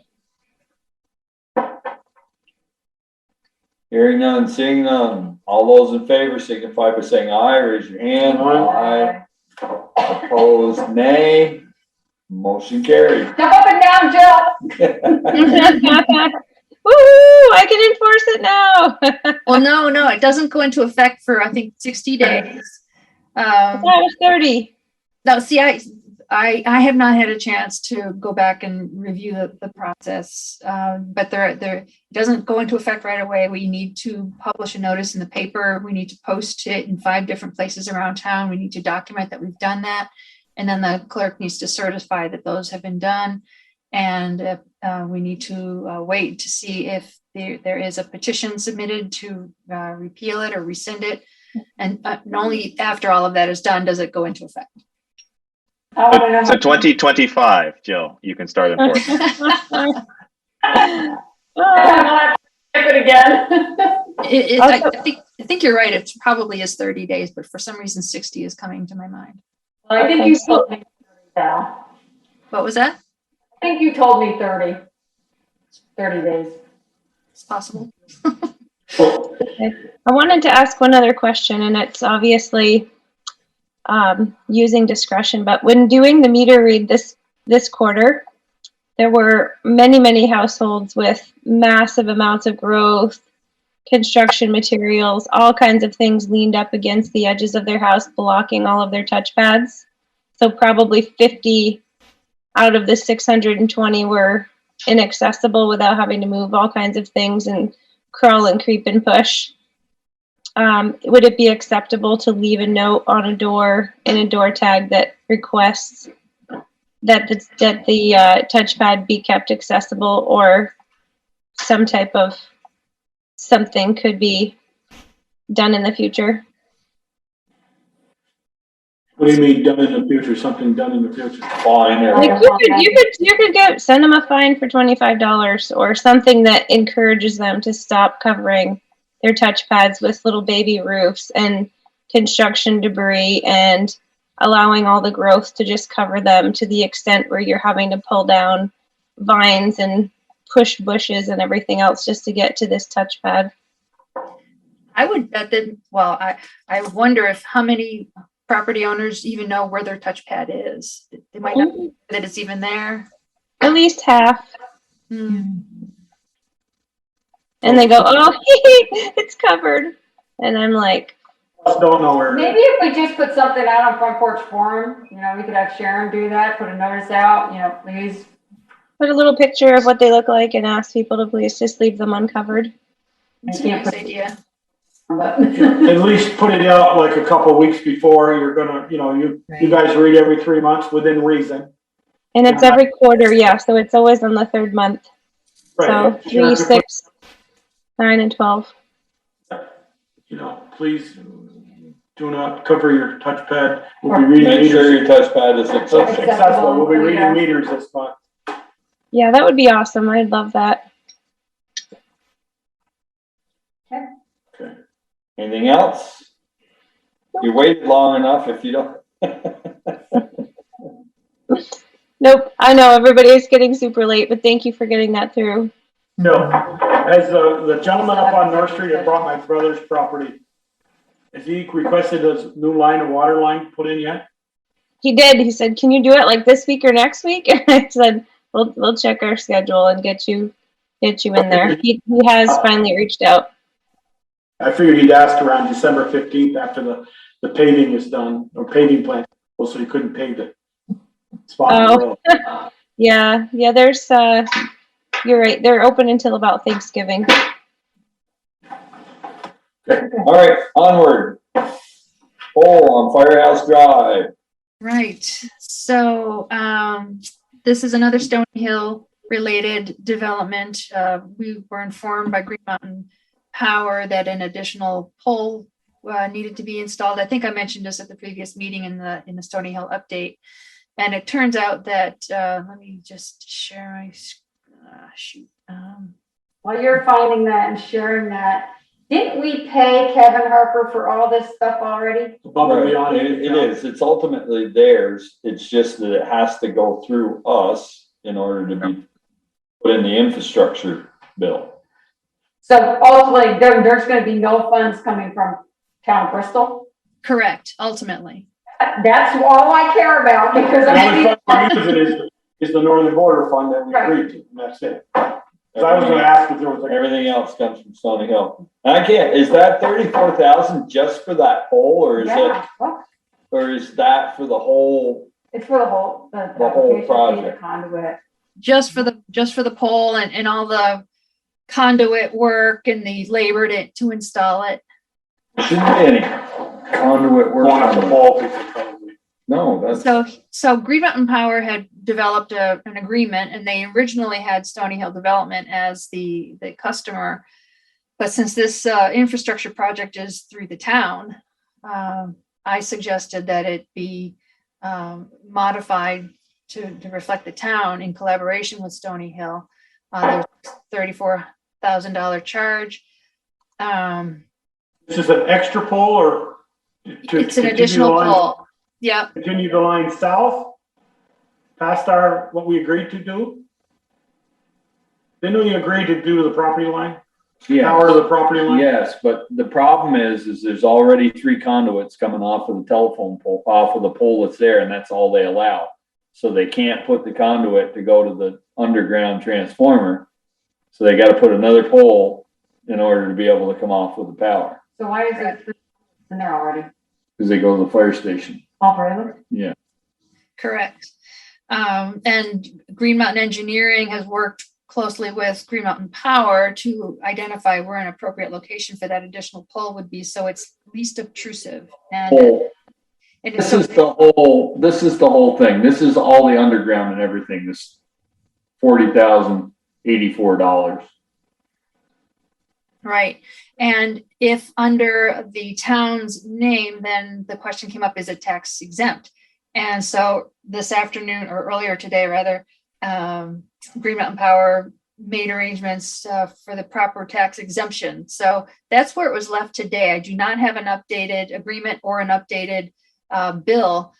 So what I'm suggesting tonight is, and I haven't heard anything from Green Mountain Power saying that this is not, that they don't agree with this. So if the select board is willing to accept or authorize proceeding with an agreement with Green Mountain Power as proposed, and authorizing payment of the whatever adjusted invoice turns out to be, so that we can keep this moving without needing to wait for another couple weeks. Can you scroll back down to the bottom there, Valerie? Because there's other charges there. Underground, there's a vault. See, this is the total, this is the complete, this is from the pole, the existing pole that's there to the vault. So, but I don't see the pole here. You don't see what? I don't see The actual pole. the actual pole. I don't see a charge for the pole. I see the overhead Three-phase wire, pole last risers. pole primary line, overhead 3-phase primary line. What are pole risers? Pole risers are the conduit that goes up the pole. But that would have all been, everything from there down is in the original. I think this is just a revised with everything on it. Everything you would need to do the whole project, because all this underground stuff is all stuff that they would have needed anyway. Because we agreed to go overhead, not underground, correct? Yeah, and then we paid the overhead price is what we paid And then if you Stony wind Hill up- Properties, and then he's paying going the underground from there. He's taking that money and pushing it to underground. Yeah. Yeah, because this is an underground application fee, conduit, there's no conduit for overhead power. It's just those two, actually, it should only be, Why does it say overhead 3-phase? because that's what it is, it's three Three-phase wire, phase. it's more But it's not expensive. overhead. It will be to the pole, Oh, okay. to that new pole. So that's what I'm saying, that, There's no, I see what you're saying. There's no- I don't know what the difference is between this 40,000 and what the original. There's some credits right here. Yeah, there's a $1,100 credit. Well, anyway, I guess what I'm putting on the table is to consider acceptance of an updated agreement and authorize the expense for a new pole. Assuming that it doesn't deviate significantly from what we see tonight, Be the pole. and hopefully includes tax exempt. And one. So moved. Do I have a second? Second. Michelle second. Other discussion. So Peter, what do you see in one pole there? What? I see one pole for $2,500, $2,539, and then the wire to get to that pole is $1,400, $1,500. And then you got the labor, of course. So that's what we should be paying. We're not We're not paying paying any any of of it. it. It's just an agreement in our name, and then it'll be paid for by the grant and Stony Hill Properties. Right. It just has to be in our name in order to put it through the fund, the grant. Now, Okay. Brett asked if we know where the location of the pole is yet. Do you know that answer? I do. It'll be directly behind the existing pole towards the housing development. So like along their driveway. 18 feet is what I was, 18 feet to the south is what I was told. 18 feet to the south? And right on the same side, right? Right in same line strip with of that pole. That might be, But it's saying 30 feet 30 along. feet along. So it may only be 10 feet. Yeah. Because they're only figuring 30 feet of wire. So maybe it's only 10 feet from the existing pole. yeah, and I think the last information that I believe I've received was that it was going to be toward the housing development and not along the road. Well, I had questioned the 34,000 you guys, and you said we're not paying it anyway, but it's coming out of our allotment. And our allotment may only have to come out of it, 2,500 for the pole, 1,400 for the wire. What allotment? of our northern border funds. Of this $40,000 for the complete job is everything that was already figured. The only difference is there's a pole and 30 feet of wire. I get that. And the underground wire should have been more. Where's the underground wire? The underground wire should have been more expensive.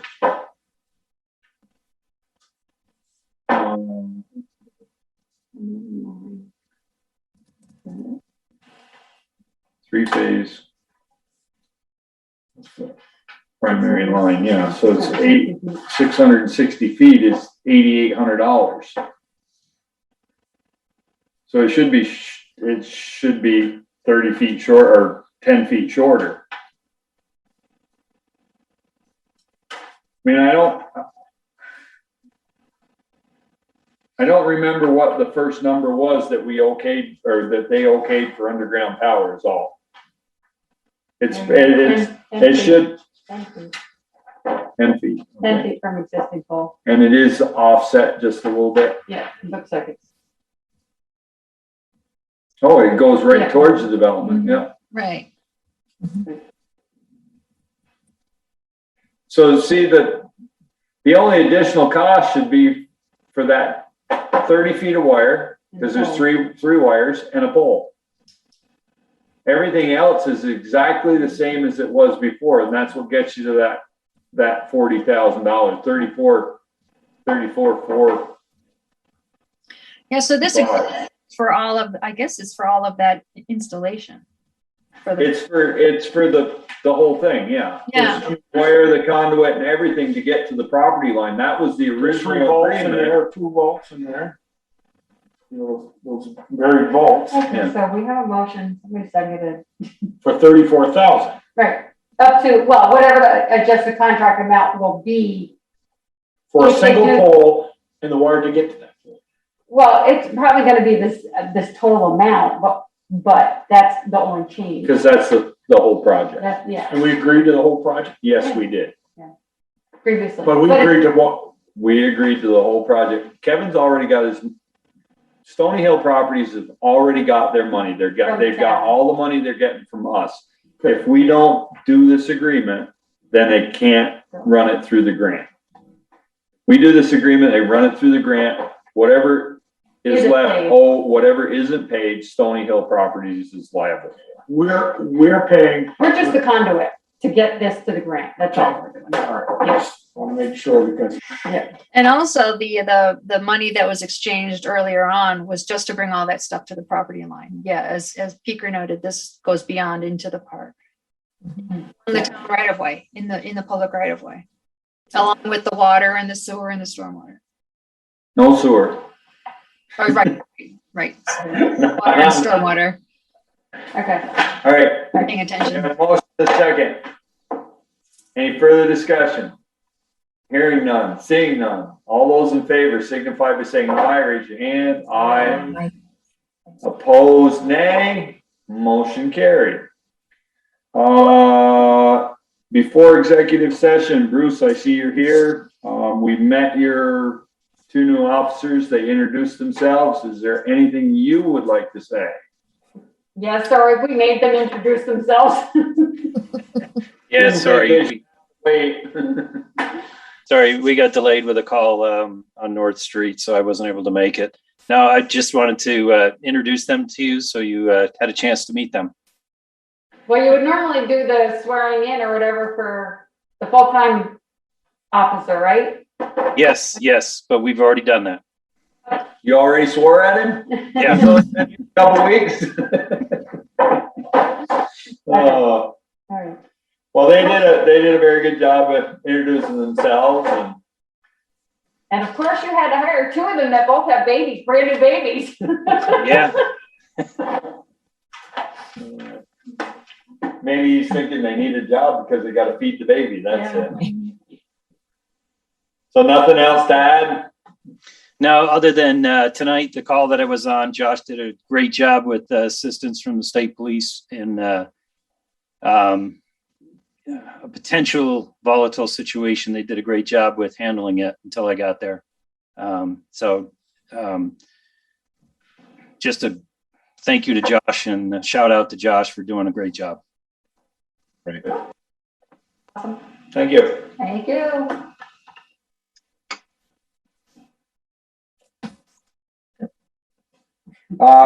Yeah, go ahead, Brett. Thanks. I wanted to ask the select board, since we moved into the fire station 5 years ago, made a concerted effort to be, good neighbors to the Nelsons, both east and west of us. And particularly on the east side of us, when we decided we're going to blow our air horn, just so nobody gets too excited over there without having advance notice. But anyway, I've had some conversations recently with I think it's Kristen's her name, who's actually, I guess I understand, is buying the house. And most recently, about the damaged Firehouse Drive sign. If you haven't noticed, it is gone. It got run over. But also Saturday, the Firehouse Drive sign, it was reported. Police, Department of Public Works, they all know. So, but anyway, there's a business out back and there's a sidewalk coming through there. And I just was kind of curious if we're having conversations with the neighbors about a sidewalk that's, I'm guessing a pile of logs is going to have to be moved soon. And I'm just curious if we're keeping up public relations.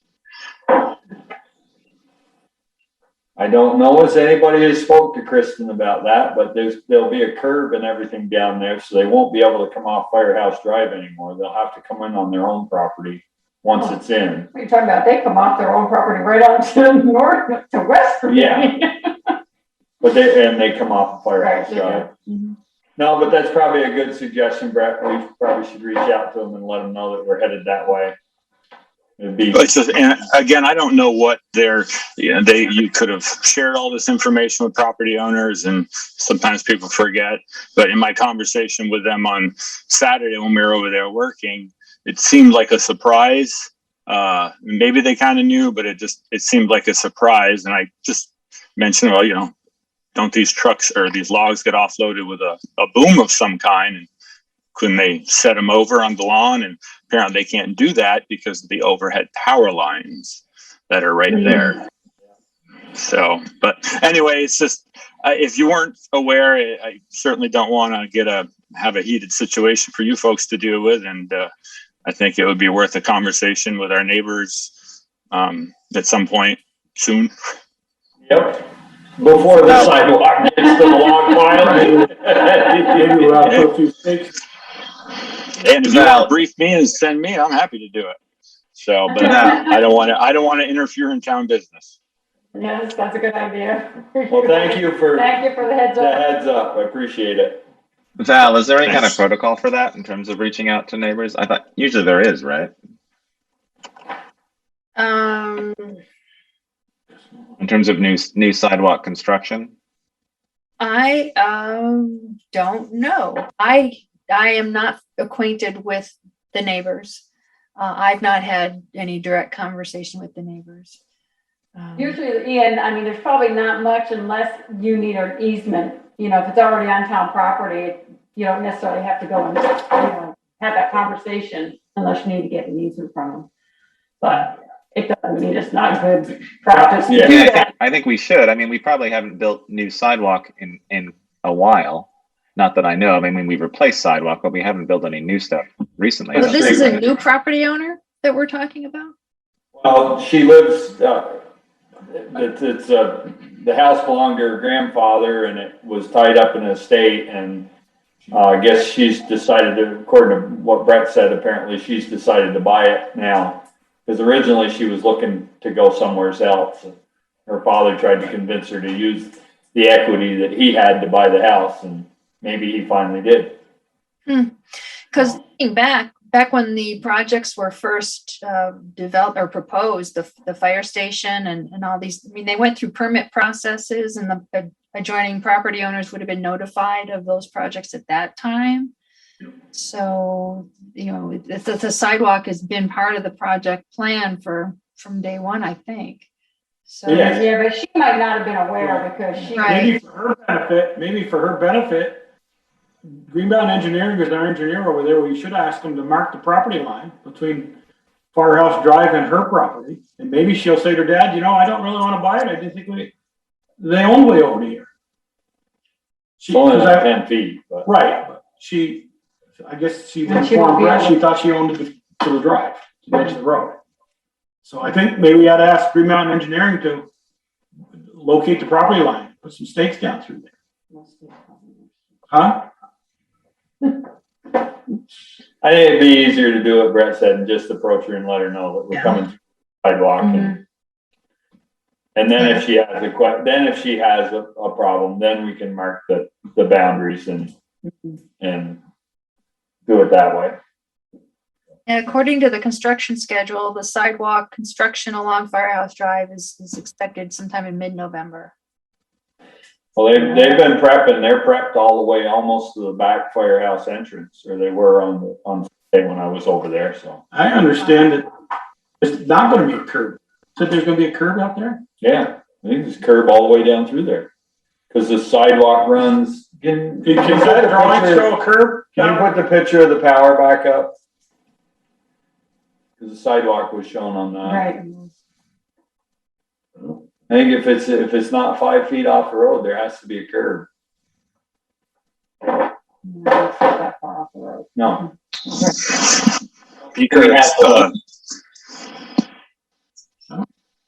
There's not a curb there. If you go south. It's not a curb. I think there might be a curb along where the fire station is because of the on-street parking. We went back and forth about curbing, and I know that some sections do not have curbing. They're all prepped for curb on the west side of Firehouse Drive beyond the entrance to the fire Back station. Yeah. Brett, go ahead. You had something to say? No, I was just meeting with the engineer on site last week about the sidewalk.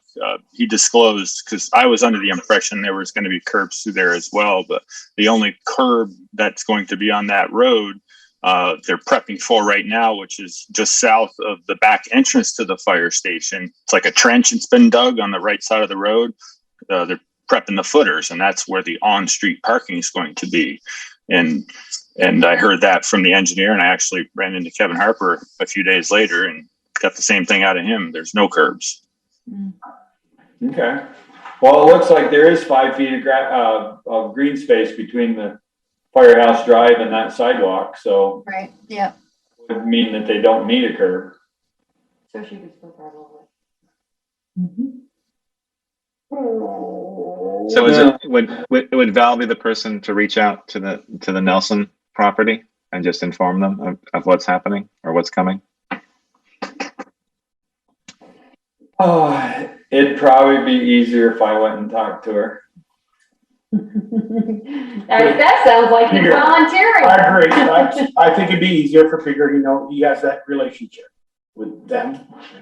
But I think also, if I was in their position, I'd say, then can you guys tell me where my property line is? Well, And I think that's why I said, I think Green Mountain Engineering, they're getting good money to do our engineering over there. We asked them to put the property line in on that side of the Well, road. the stake was there. It was a wooden stake. I don't know as a pin was ever driven. Right. No, and I'm not saying a pin, just some wooden stakes. This is approximately where the property. There's a pin on the back corner. There's gotta be. So I'll reach out to Kristen. Okay. I gotta go over and do some stuff for Kevin anyway, so. And maybe if the logs need to be moved, I've got my excavator there. I can move those too, so that it saves the stake all the way around. Yeah. Okay, excellent. Thanks, Speaker.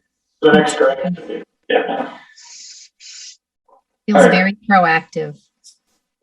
Yeah. Yes, thank you for the heads up, Brett. You've probably saved us a lot of aggravation. Or maybe I'll get shot at, who knows? Great. Maybe you should take Bruce with you. No. She has a very colorful vocabulary. I'll leave it at that. All right, executive session? Is this contract and personnel, Val? You're doing both, right? No, I don't think we need to do a contract. I think you squared everything away. Make a motion, we get enter into executive session to discuss personnel matters for 1 VSA section 313 subsection A subsection 3. Talking about the job description. Second, The second. the job description is a special meeting on Wednesday. Wednesday night. I have a motion and a second. All those in favor signify by saying aye, raise your hand. Aye. Who Opposed? seconded? I did. Okay. Opposed, nay. Motion carried.